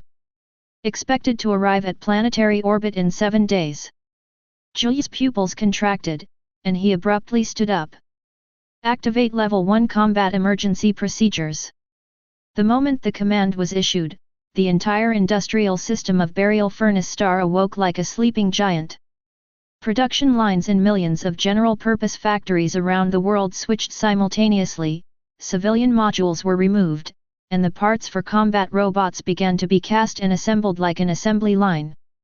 At the end of the assembly line, every second a brand new Defender robot's eyes lit up with red light as it stepped into the assembly plaza. On the orbital defense positions, massive building modules were rapidly assembled under the control of engineering robots. One after another, improved arbiter orbital turrets rose from the planet's surface and near-Earth orbit platforms, their superconducting electromagnetic coils beginning to precharge, emitting a low hum. Also deployed simultaneously were the G13 reverse-engineered and optimized Corona-class volcano guns. These behemoths had muzzle diameters large enough to accommodate a main battle tank, and their internal structures were redesigned, resulting in a rate of fire and energy efficiency far exceeding the original Imperial version. Simultaneously, the planetary shield generator network was fully activated. Massive core thermal power units and thousands of fission power plants operated concurrently, delivering energy to shield nodes around the world. A pale blue, semi-transparent matrix-shaped planetary shield slowly unfolded above the planet, with energy ripples flowing across it, enveloping the entire furnace planet. This shield not only possessed astonishing defensive capabilities but could also deflect energy attacks and had a certain degree of self-repairing ability. Tactical planning, planning complete. Tactical name, Barbican. G13 quickly projected a complete defense plan onto the main screen. Step 1. Invite the enemy into the trap. The planetary shield is not completely closed, instead, a circular opening approximately 50 km in diameter is created at a calculated orbital altitude. This is the only gate allowed for passage. The planet's surface directly below the gap has long been transformed into a giant steel bowl-shaped structure, a slaughterhouse. The bowl's walls are made up of layers of turrets and heavy mechs, while the bottom of the bowl is filled with millions of combat robots, forming a dense three-dimensional firepower network. This is the only way for the Zerg to bypass the shields and strike the planet directly. Their overwhelming biological instincts will drive them to surge through this breach like a flood bursting its banks. Step 2. Firepower baptism. If the Zerg fleet lingers outside the shield, attempting to find other entrances or attack the shield generators, they will face a devastating blow. Millions of arbiter electromagnetic cannons and corona volcano cannons deployed throughout the planet will fire simultaneously. These projectiles and energy beams will pierce through the gaps in the shield, like sunlight focused through a lens, forming an absolute firepower barrier covering a large portion of the galaxy. Any Zerg ships attempting to bypass or stop within this barrier will be instantly vaporized. Objective: to force the Zerg to choose between being slowly whittled down by ranged fire outside their shields or concentrating their forces to launch an attack through the only opening. Given the Zerg's aggressive nature, they will most likely choose the latter. Step 3. The ultimate goal: capture the narwhal. Among all Zerg ships, G13 specifically highlighted one particularly enormous, whale-like biological vessel, the narwhal Zerg. It is key to the Zerg's faster-than-light travel, capable of creating compressed space corridors. Capturing the narwhal worm ship is the highest priority objective of this defensive operation. While Earth's technology is highly advanced, faster-than-light travel remains a mystery. Understanding the narwhal's biological structure and navigation principles will open the door to deep space.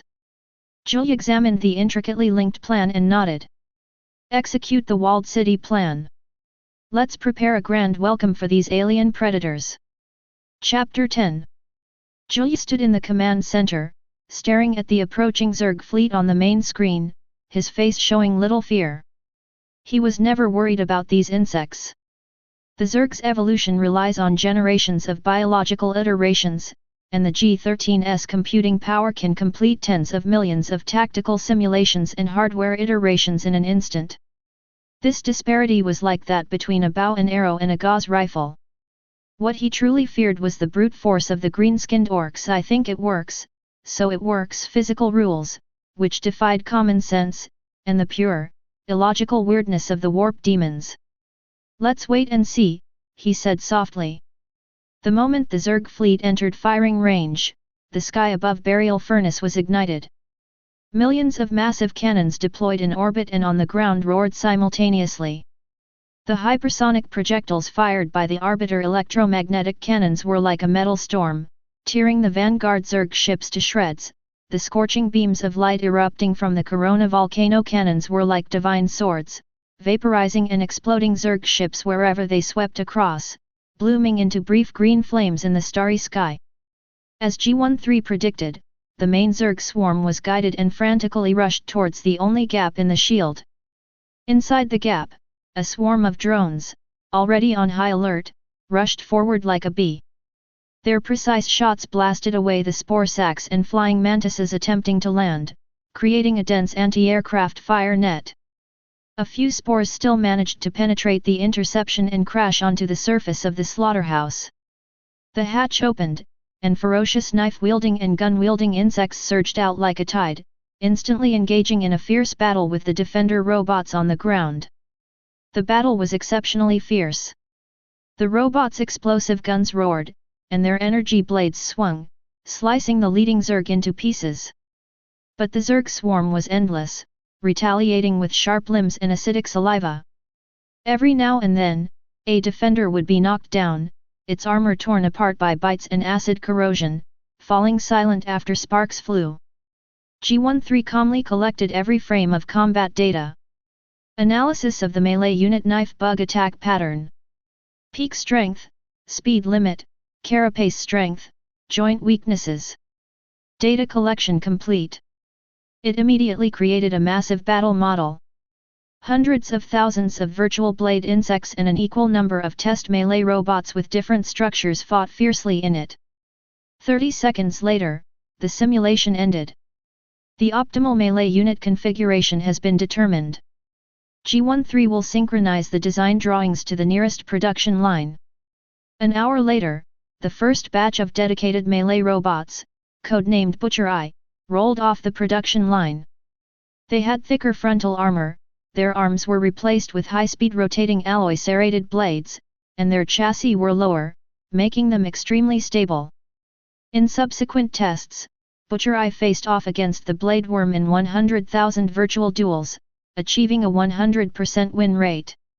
The new Butcher units were immediately deployed to the battlefield. Like efficient lawnmowers, they charged into the swarm, their rotating bladed arms easily shredding the insects, drastically reducing their own casualty rate. G13's database expanded rapidly as the battle progressed. The combat data of every new Zerg unit that appeared, the corrosive spraying cannon bug, the heavily armored warrior bug, the burrowing beast, was instantly recorded, analyzed, and targeted solutions were generated immediately. More than a dozen highly specialized robot models were quickly put into production. Purifier, equipped with heavy-duty flamethrowers and acid-resistant coatings, it specializes in cleaning up cannon worms and the corrosive areas they leave behind. Battle Ram, the arms are replaced with high-speed impact drills, and the frontal armor is extremely thick, used to force a way through and drill through the array of warrior bugs. Tremor Sensing, equipped with ultra-sensitive geological sensors and a retractable capture net launcher, it can accurately locate and restrain units attempting to burrow. The battlefield situation changed drastically as a result. In the early stages of the battle, the loss ratio was 1 robot for 15 Zerg units. 3 hours later, this ratio had changed to 1:300. The Zerg swarm was firmly pinned down in the slaughterhouse, and every step forward required a mountain of corpses, while the front line could not advance an inch. The Zerg consume accumulated biomass and genes, while the 9 industries consume only the almost limitless metals and energy within the Earth's crust. The robots experience no fear, do not tire, and simply carry out the most efficient killing under the drive of their programs. Meanwhile, in planetary orbit, a brand new fleet quietly rose. These warships had sharp lines and a matte finish, their design combining the structural strength of Imperial ships with the optimized layout resulting from thousands of iterations of the G13. They were equipped with superconducting electromagnetically accelerated macro cannons, arrays of light lances with faster focusing speeds, and high-efficiency deflector shields. Hunting fleet, depart. Julia issued the order. Hundreds of new warships, engines at full power, shot like arrows, precisely piercing through the gaps in the planetary shields, and hurtling towards the narwhal worm ship attempting to retreat in the outer reaches of space. While the main Zerg force was firmly held captive by the flesh-grinding mill of the slaughterhouse, the crucial narwhal Zerg ship and its escort fleet appeared isolated and helpless on the vast battlefield. The hunting fleet's new array of light lances made its debut. These redesigned light lances focused faster and had a lower energy decay rate, acting like precise scalpels, and successively destroyed the few escorting marine vessels around the narwhal worm. Several specially designed engineering vessels swiftly approached the crippled narwhal worm ship, extending enormous mechanical tentacles that firmly adhered to its biological carapace. With their engines at full power, and escorted by combat ships, they slowly towed this colossal creature, tens of kilometers long, towards burial furnace, eventually disappearing into the temporary passage opened for it by the planetary shield. The battle for the breach on the planet's surface lasted a full day. Zerg forces poured in relentlessly, but faced with G-13's constantly optimized defenses and targeted robots, they were unable to advance an inch. Not a single Zerg could escape the edge of the bowl-shaped battlefield. All units were utterly crushed in the endless barrage of artillery fire and a storm of metal. When the last wave of Zerglings fell to the rotating blades of the Butcher Eye, only mountains of Zerg wreckage and a few robot parts awaiting salvage remained inside and outside the breach. The battlefield fell silent. Deep within the distant reaches of space, the Hives will received the information that the advance team had been completely annihilated. It coldly calculated the gains and losses, a severe imbalance between expenditure and harvest. It assessed the planet. The shield was powerful, but its structure resembled known human ion shields, suggesting its energy consumption must be enormous. Given sufficient pressure, the shield would inevitably overload. Based on this assessment, the Hives will issued new orders to the Second Main Fleet, which was en route and far exceeded the size of the advance team, disperse into a dispersed formation and launch a saturation attack from all angles simultaneously to overwhelm the shields with sheer numbers. However, the Hives will underestimated its opponent.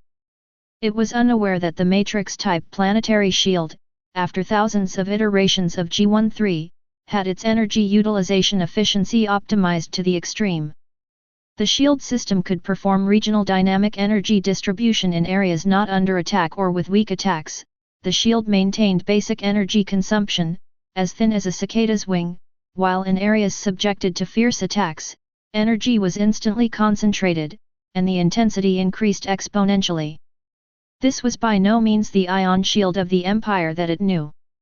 Although the Matrix shield was strong in defending against energy attacks, it was strong enough against the conventional assault methods of the Zerg fleet. Chapter 11. Inside the underground research chamber, the narwhal worm was firmly locked in a force field by a robotic arm. G13 projected scanned images onto Julia. Narwhal beetle ships, the Zerg's faster-than-light engines.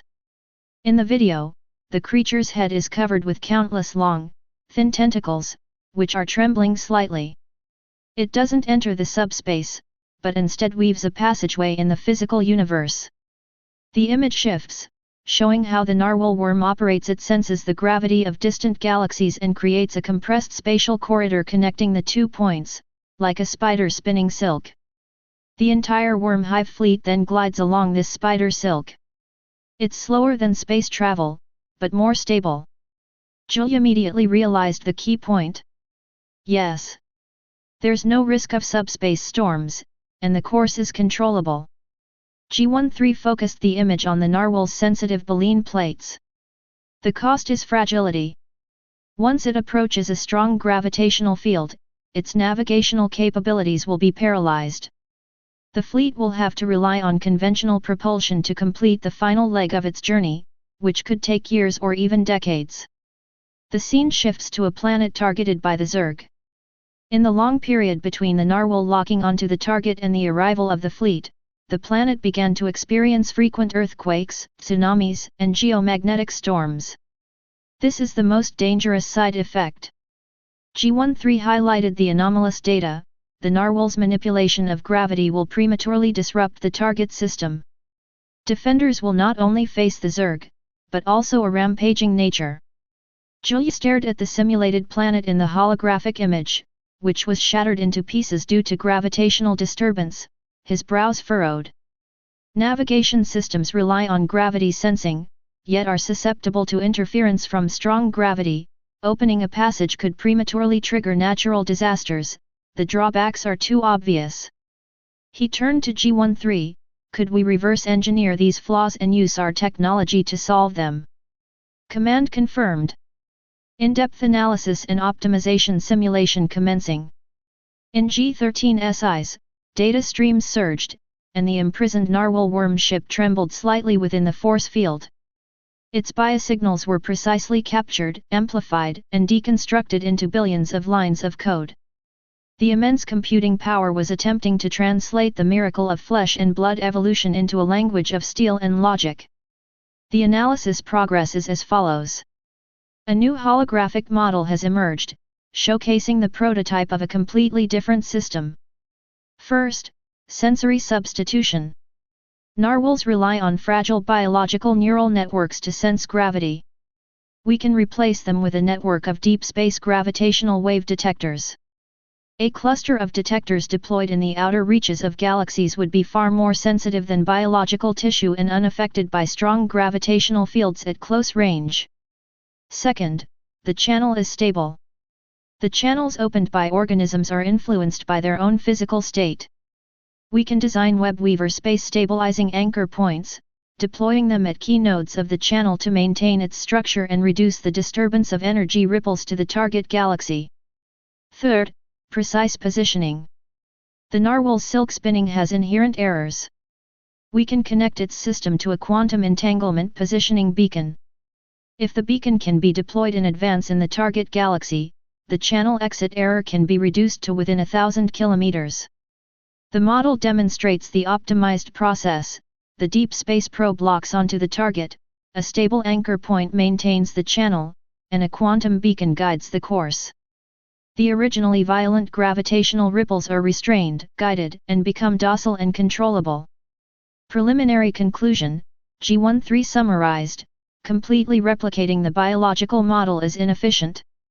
However, by extracting its core principles and reconstructing it using our technological system, we can develop a new type of faster-than-light engine that is more stable, faster, and has significantly fewer side effects.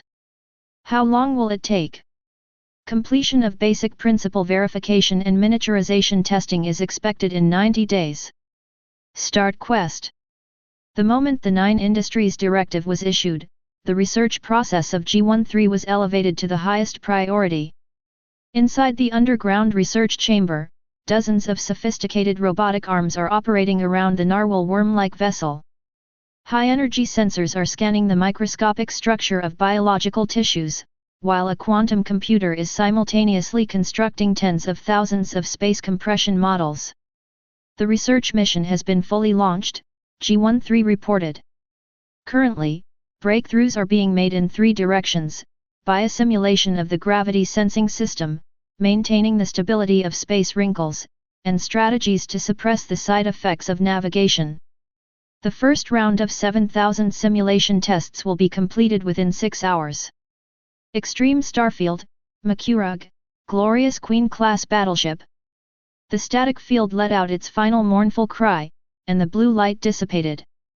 Robbed Gilliman, the primarch of the Ultramarines, opened his eyes after slumbering for 10,000 years. He stepped out of the coffin, the metal joints making a rough grinding sound. The first breath he took carried the smell of engine oil and gunpowder. Father! Sicarius knelt on one knee, his voice trembling with emotion. The technical priests and apothecaries around him all bowed their heads. Gilliman's gaze swept over the faces, finally settling on his own pale palm. Memories flooded back: the Horus Rebellion, the Great Rift, and the endless nightmares of this long slumber. How long have I been asleep? His voice was hoarse. 10,000 years, Primarch, Sicarius replied, the Empire needs you. Gilliman slowly stood up, his tall figure casting a shadow inside the stasis chamber. He walked to the observation window, gazing at the dense array of ship wreckage along the Makurug orbit. Tell me the current situation. His eyes had regained their sharpness as he turned. Start with the most important things. The tech priest handed over a data panel. The battle report on it was shocking. The Great Rift tore the galaxy apart, chaos raged, orcs roamed freely, and the Tyranids devoured world after world like a tidal wave. Gilliman clenched his fist. The slumber had been too long, but the war was never over. The research on the narwhal worm ship was progressing day and night under G13's leadership. Julie was happy to have some free time. He discovered that this powerful AI truly had serving humanity ingrained in its underlying logic. For most tasks, he only needed to issue a vague instruction, and G13 could efficiently break it down, execute it, and provide feedback on the results. The monitoring collar has also proven effective. Over the past few months, dozens of potential psychic outbursts have been intervened in time after the collar alerted, preventing large-scale tragedies. Although there have been occasional false alarms triggered by sedatives due to extreme grief or ecstasy, as G13 predicted, the cost is acceptable compared to the potential casualties. The calm was broken during a routine monitoring period. Alarm! G13's voice rang out calmly in the command room, devoid of the sharp shrillness often associated with emergencies. The Deep Space Network has detected a large-scale gravitational disturbance. Pattern match complete, the main Tyranid fleet has entered this system. The main star map lit up instantly, with countless red dots representing the Zerg, their scale far exceeding that of the first invasion, like a surging tide of blood rushing towards burial furnace. They've adjusted their tactics. G13 marked the enemy formation, the fleet is in a dispersed encirclement posture, expected to launch simultaneous attacks from multiple points in planetary orbit, attempting to overload the shields. Chapter 12. Julia merely raised his eyelids slightly, his face showing no sign of tension. Plan. Using the existing walled city infrastructure, but with a scaled-up upgrade. G13 responded swiftly, all defensive units are in position. The shield energy distribution algorithm has been finalized and is capable of withstanding high-intensity, multi-point sustained attacks. On the star chart, the blue dot representing the furnace planet's defenses suddenly brightens, and the simulated energy field of the planetary shield is uniform and stable. They've run out of ideas. Proceed as planned. Command confirmed. G13 responded, all units, go to maximum alert. Await the swarm to enter optimal firing range. The Zerg fleet had barely entered firing range when the orbital defense platform of Burial Furnace opened fire first. The improved light spears ripped through the void, precisely piercing the densest area of the Zerg fleet. The massive bioships dissolved into clusters of green flames and silent explosions. This salvo was not intended for total annihilation, its purpose was clear: to weaken their overall numbers and disrupt their formation. The swarm reacted immediately, the massive fleet, like a disturbed swarm of bees, suddenly scattered, attempting to approach from all directions simultaneously, using dispersed firepower to wear down the shields. This is being calculated by G13. The massive network of probes deployed on the planet's surface and in orbit operated at full capacity, capturing and integrating countless faint signals. The trajectory of every small Zerg unit attempting to approach the shield alone was instantly locked. The next second, the arbiter electromagnetic cannons from different angles would fire a brief salvo. The projectiles would pierce through the shields, blasting the lone Zerg ships into oblivion in mid-air. This extremely precise pinpoint kill rendered the Zerg's scattered assault tactics completely ineffective. Sporadic attacks could not put pressure on the optimized matrix shields, while any slightly larger group would immediately invite the devastating blows of the orbital volcano cannons. The war of attrition lasted for several hours, with the Zerg fleet unable to actually reach the shield itself, suffering heavy losses in futile maneuvers. Finally, the Hives will made the decision that best aligned with its biological instincts.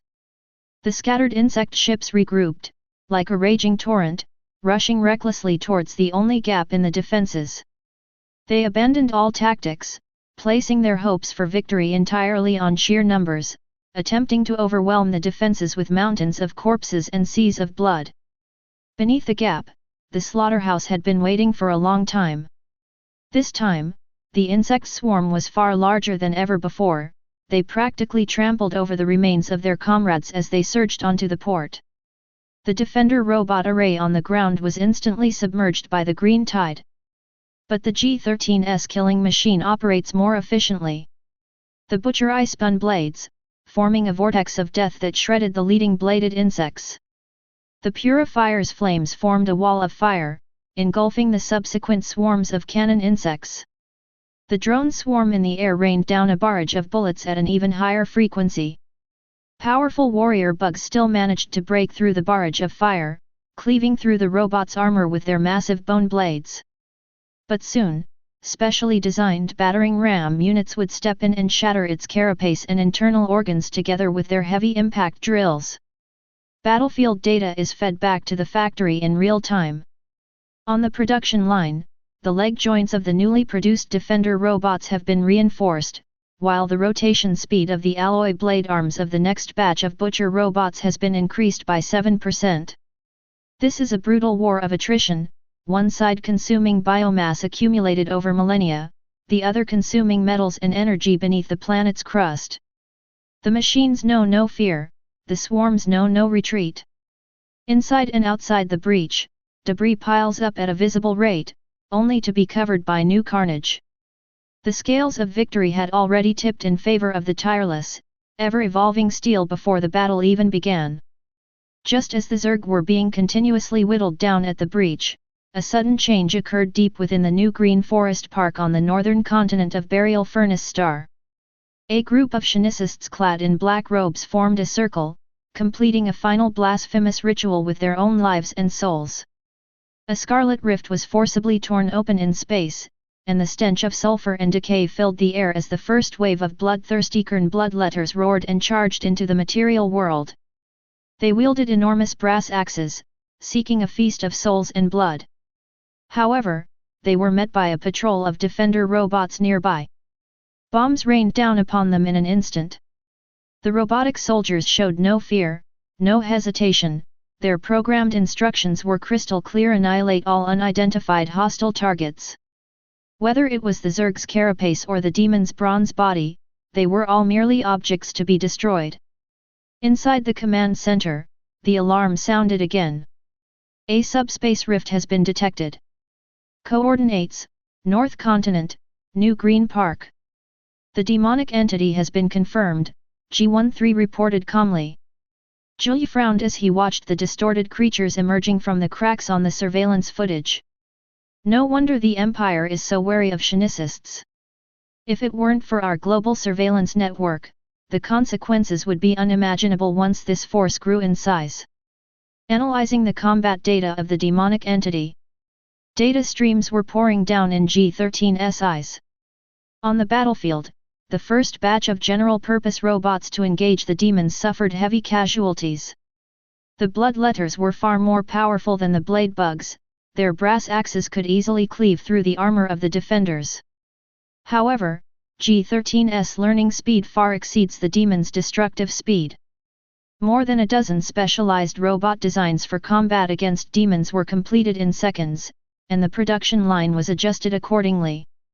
The Punisher, equipped with heavy explosive gauntlets and a built-in flamethrower, emphasizing close-range burst damage and area of effect clearing, its power output completely overwhelms the bloodletter.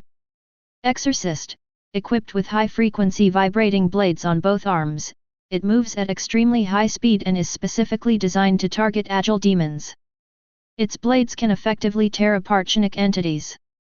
Purifier H, a ranged unit that fires pulse projectiles modulated with special energy, providing additional interference with demonic chenic constructs. These new models were quickly deployed to the battlefield, precisely filling the damaged defenses. More robots poured in from all directions, forming an impenetrable encirclement of the demons within the park. The tide of battle turned in an instant. The demons were enraged to discover that their enemies were devoid of emotion, incapable of feeling pain. Even as an axe cleaved through the shell of a robot, they felt no thrill of slaughter nor the agonizing cry of a soul. These lumps of iron would only attack silently, and attack again, calmly destroying them one by one with overwhelming firepower and sheer numbers. The number of demons in the park was already small, and under the relentless onslaught of the steel torrent, they melted away rapidly like snowflakes thrown into a furnace. The Crimson Rift, having lost its energy source, also began to flicker erratically and contract. This sudden demonic invasion, before it could even cause a ripple, was swiftly extinguished by a cold, efficient, and ruthless mechanized response. Chapter 13. On the holographic sand table in the battlefield control center, red dots representing the Zerg had densely filled 63% of the giant bowl war zone. The synthesized voice of G13 smoothly sounded. Battlefield saturation has reached a threshold, and conventional firepower is becoming less effective at clearing it. Requesting the use of special gene disintegration gas grenades. The data panel expands synchronously. Target: Zerg ground units that have entered the encirclement. Principle: based on gene sequencing of previously captured samples, nanoaerosols carrying specific gene fragments are used. Mechanism of action: targets key gene sequences that interfere with cell division and nerve conduction in insectoid organisms. Specificity: only effective against the tyrannid race, confirmed harmless to humans and other organisms. Backup plans: 117 types of follow-up toxic gas formulations targeting different gene loci have been stockpiled. Julia scanned the data and nodded slightly, approved for use. 3 specially designed shells pierced the sky and detonated directly in the densest airspace of the swarm. Pale gray aerosols descended slowly like a thin veil, quickly spreading throughout the bowl-shaped battlefield. The first to show abnormalities were the charging swarm of knife-like insects. Their hard, segmented limbs suddenly trembled, and their charging formation became chaotic. Some circled in place, while others frantically scratched at their carapaces with their sickle-like forelimbs. What followed was an even larger collapse. The jet organs on the back of the cannon worm swelled abnormally, oozing a foul-smelling green slime. The warrior insect's thick carapace emitted a strange sound of tissue dissolving. They tried to raise their bone blades, but found their limbs were already convulsing uncontrollably. The most noticeable changes occurred in the respiratory system. Countless Zerg units violently opened and closed their spiracles, spewing out blood and foam mixed with tissue fragments. Their compound eyes dimmed one after another, like lights going out. The deafening battlefield fell silent with astonishing speed. The swarm of insects that had been frantically attacking the defensive line just moments before were now lying on the ground in droves. The muscle tissue beneath their carapaces was liquefying, and a thick, dark green liquid was seeping from their joints. The cleaning robots began their advance, their lasers precisely finishing off the still-twitching units.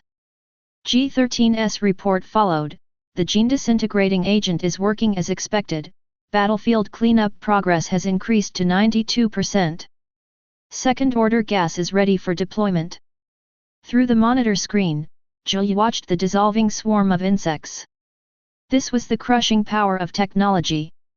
Even though the second generation of the Zerg had developed antibodies, their massive biological laboratories would soon produce new biological weapons. Moreover, the Zerg were being fought by robots, so even indiscriminate poison gas attacks were harmless. The war is drawing to a close.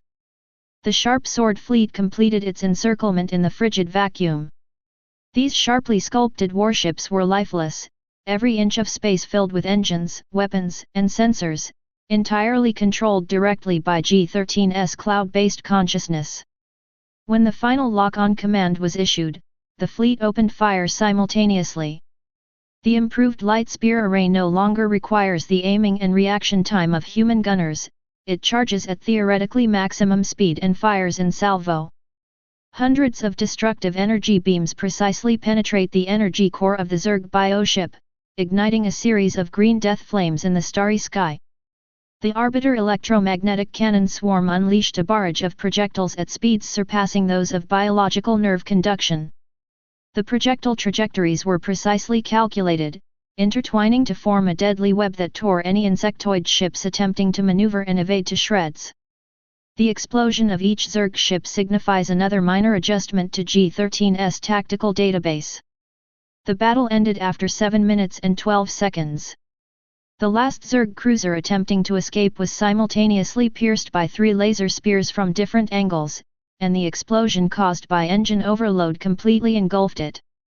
The engineering vessel then entered the site, and its mechanical tentacles skillfully salvaged biological tissue remains that still had research value.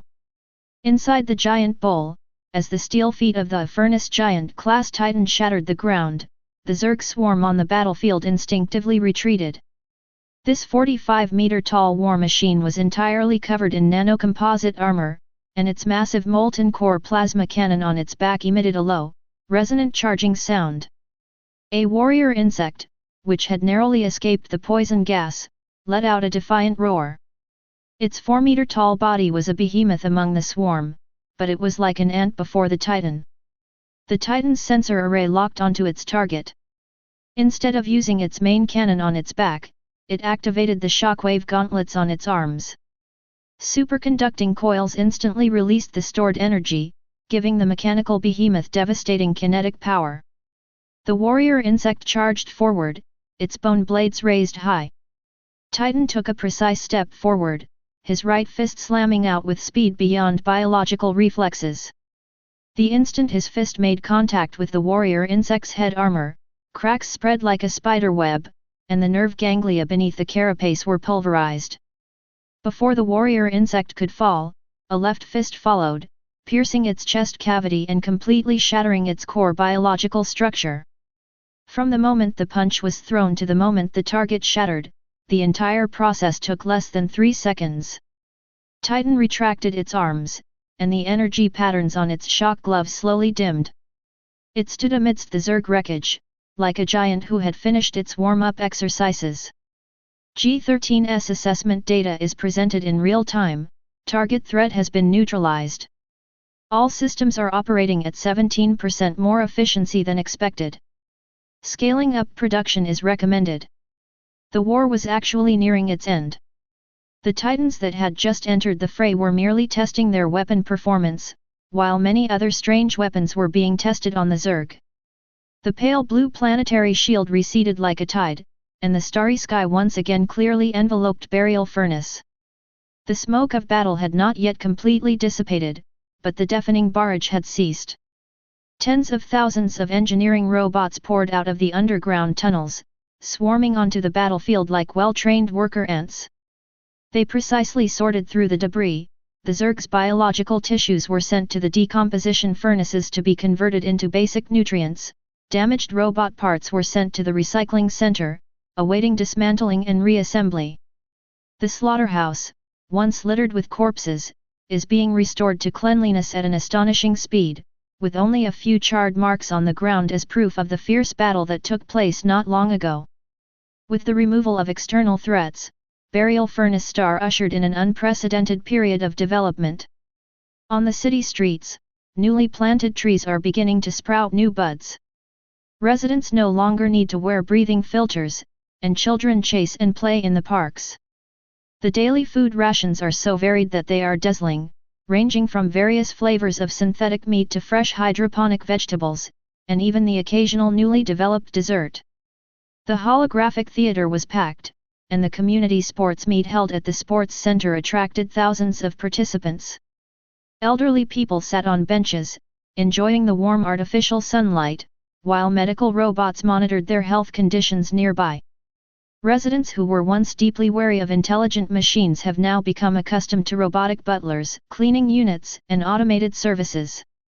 While older generations may occasionally bring up the dogma of hating intelligence, the younger generation is more concerned with the outcome of today's basketball game in the stadium or the newly released holographic movie. When every family lives in a spacious and bright apartment, and when children can receive a good education, even the most stubborn conservatives have to admit, a new era has arrived. Chapter 14. A year later. In the laboratory, G13 showed Julia the final result. This warp drive, developed based on the principle of the narwhal worm ship, showed no trace of biological tissue. We retained its ability to tear through space and solved all the defects. G13 pulled up the design drawings. We replaced the fragile ganglia with an array of superconducting coils and the easily fatigued muscle fibers with precision-engineered alloys. The key breakthrough lies in the innovation of the gravity control system. The engine is surrounded by a hexagonal energy field, which can control gravitational disturbances within a safe threshold while opening up a space corridor. Sea trials are ready.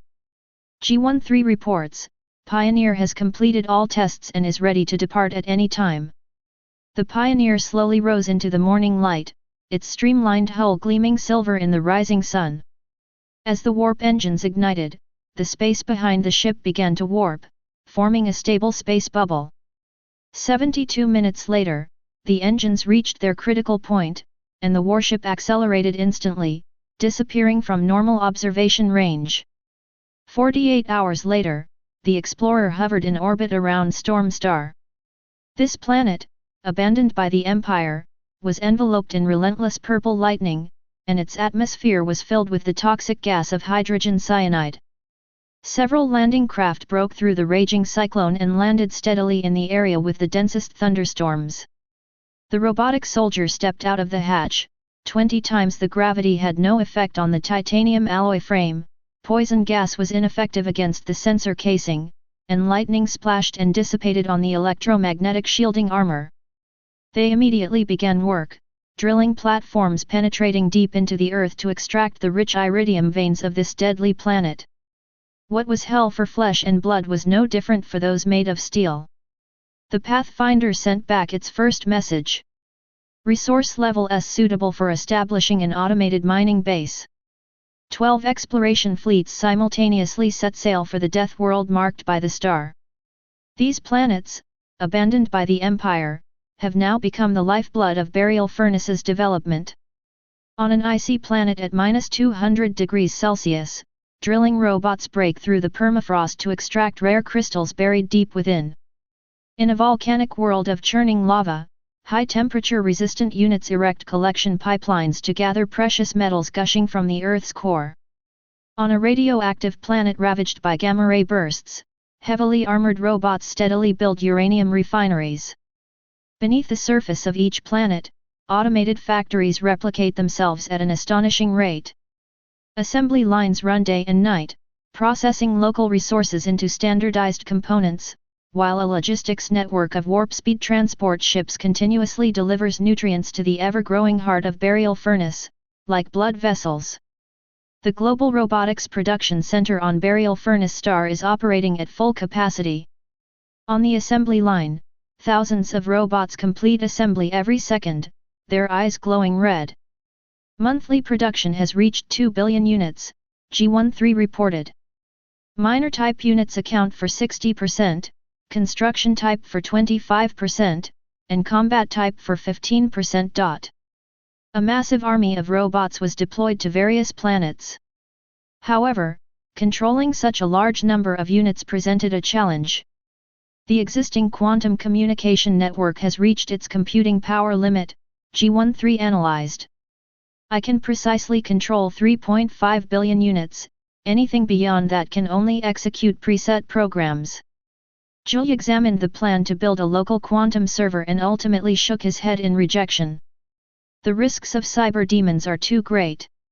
He pointed to the massive server cluster on the blueprints. Maintain the existing architecture. Units with precise control handle critical tasks, the rest operate automatically according to programmed procedures. A new monitoring protocol has been loaded onto the network. Any robot that deviates from its intended behavior will be immediately flagged, and nearby combat units will destroy it within 1 second. In the first month, the initial development of 6 planets was completed, and the total number of robots exceeded 5 billion. In the third month, the resources input of Burial Furnace Star exceeded its consumption, and it began to build up strategic reserves. By the 6th month, a fully automated supply chain had been established, increasing production efficiency by 400%. By the end of the first year, a fleet of 1 million new warships was taking shape in the shipyard. The fleet design of Burial Furnace presents a philosophy completely different from that of the Imperial fleet. Imperial warships are like floating churches, decorated with intricate reliefs and Gothic spires, with interior spaces largely occupied by chapels, crew cabins, and long corridors. These colossal structures, stretching tens of kilometers in length, attempt to combine transportation, combat, and residential functions, resulting in inefficiency and a breakdown in technological transmission, making maintenance a nightmare. In the design logic of G13, Form must absolutely obey function. The warships are strictly classified into two types. The Executor-class combat ships are the simplest killing tools in space, almost empty except for engines, shields and light spear arrays, and even the control is done remotely by G-13. The Ark-class transport ships resemble moving metal continents, their interiors filled with honeycomb-like cargo holds and barracks, designed specifically for unleashing torrents of steel. This extreme functional specialization allows the burial furnace fleet to unleash 10 times the combat power of the Empire with equal resources. With its wings fully grown, Julia finally set its sights on the world controlled by the Empire on the star map. The first target transmitted back by the reconnaissance ship Bitterthorn Star was a shocking sight. The governor of this agricultural world indulged in pleasure, allowing the planet to descend into anarchy. On the cracked Earth, hundreds of millions of farmers struggled among withered crops, and cannibalism was commonplace. When the transport fleet of Burial Furnace broke through the clouds, the starving people knelt on the ground, believing they were facing the Emperor's judgment. Julia stood before the command screen, watching the real-time reports of the devastation. "Deploy rescue units immediately," he ordered. "Skip all diplomatic procedures." Without warning or negotiation, 300 transport planes airdropped tens of thousands of tons of synthetic food and water purification equipment to the worst famine-stricken areas.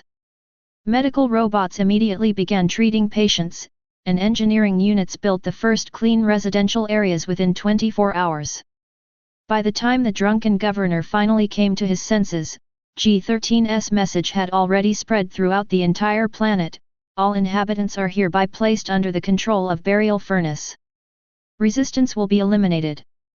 12 Executor-class combat ships completed their blockade array in orbit around Bitterthorn Star. The signal jamming network was fully activated, instantly cutting off all outward communication signals. 300 K-7 infiltration units broke through the atmosphere and headed straight for the planetary governor's mansion. Before the governor's guard could mount any effective resistance, they were all annihilated by precision fire. The governor, who was indulging in a banquet, was tackled to the ground by robots that burst through the door. He struggled to touch the emergency communicator on the table, but a pulse beam instantly melted the device. "This is a rebellion," the governor roared. The robot responded in a cold, mechanical voice, "The old order is over. Immediately transfer all administrative authority." At the same moment, the global communications hub and energy center were simultaneously taken over. The stubbornly resisting defenders were no match for the steel torrent of heavy mechs. 72 hours later, the old bureaucratic system was completely replaced. Millions of tons of synthetic food began to be rationed, and the threat of famine was averted. Chapter 15 Astartes. The reconnaissance ship Stargazer hovered silently in orbit around the planet VN3, its sensors projecting the fierce battle on the ground clearly onto the main screen of the Burial Furnace planet's command center. This is a world ravaged by war. Amidst the ruins of cities, green orcs surge like a tide, roaring deafeningly, "Wadaik!" Fighting them are not only the planet's poorly equipped defense forces, but also a small squad much taller than mortals, clad in dark grey power armor, their helmets adorned with distinctive silver skull markings who slaughter the orcs with incredible efficiency. Identification marker. Julia stared at the screen. The Silver Skull Chapter, a sub-chapter of the Ultramarines. The number of orcs has been detected to be increasing. Local defenses are expected to collapse in 47 hours, G13 calmly analyzed. "Send troops to support us," Julia ordered. "Clear out the orcs." Several Ark-class transport ships broke away from the fleet and penetrated the atmosphere. In the videos बनाने हैं, Filmora है ना।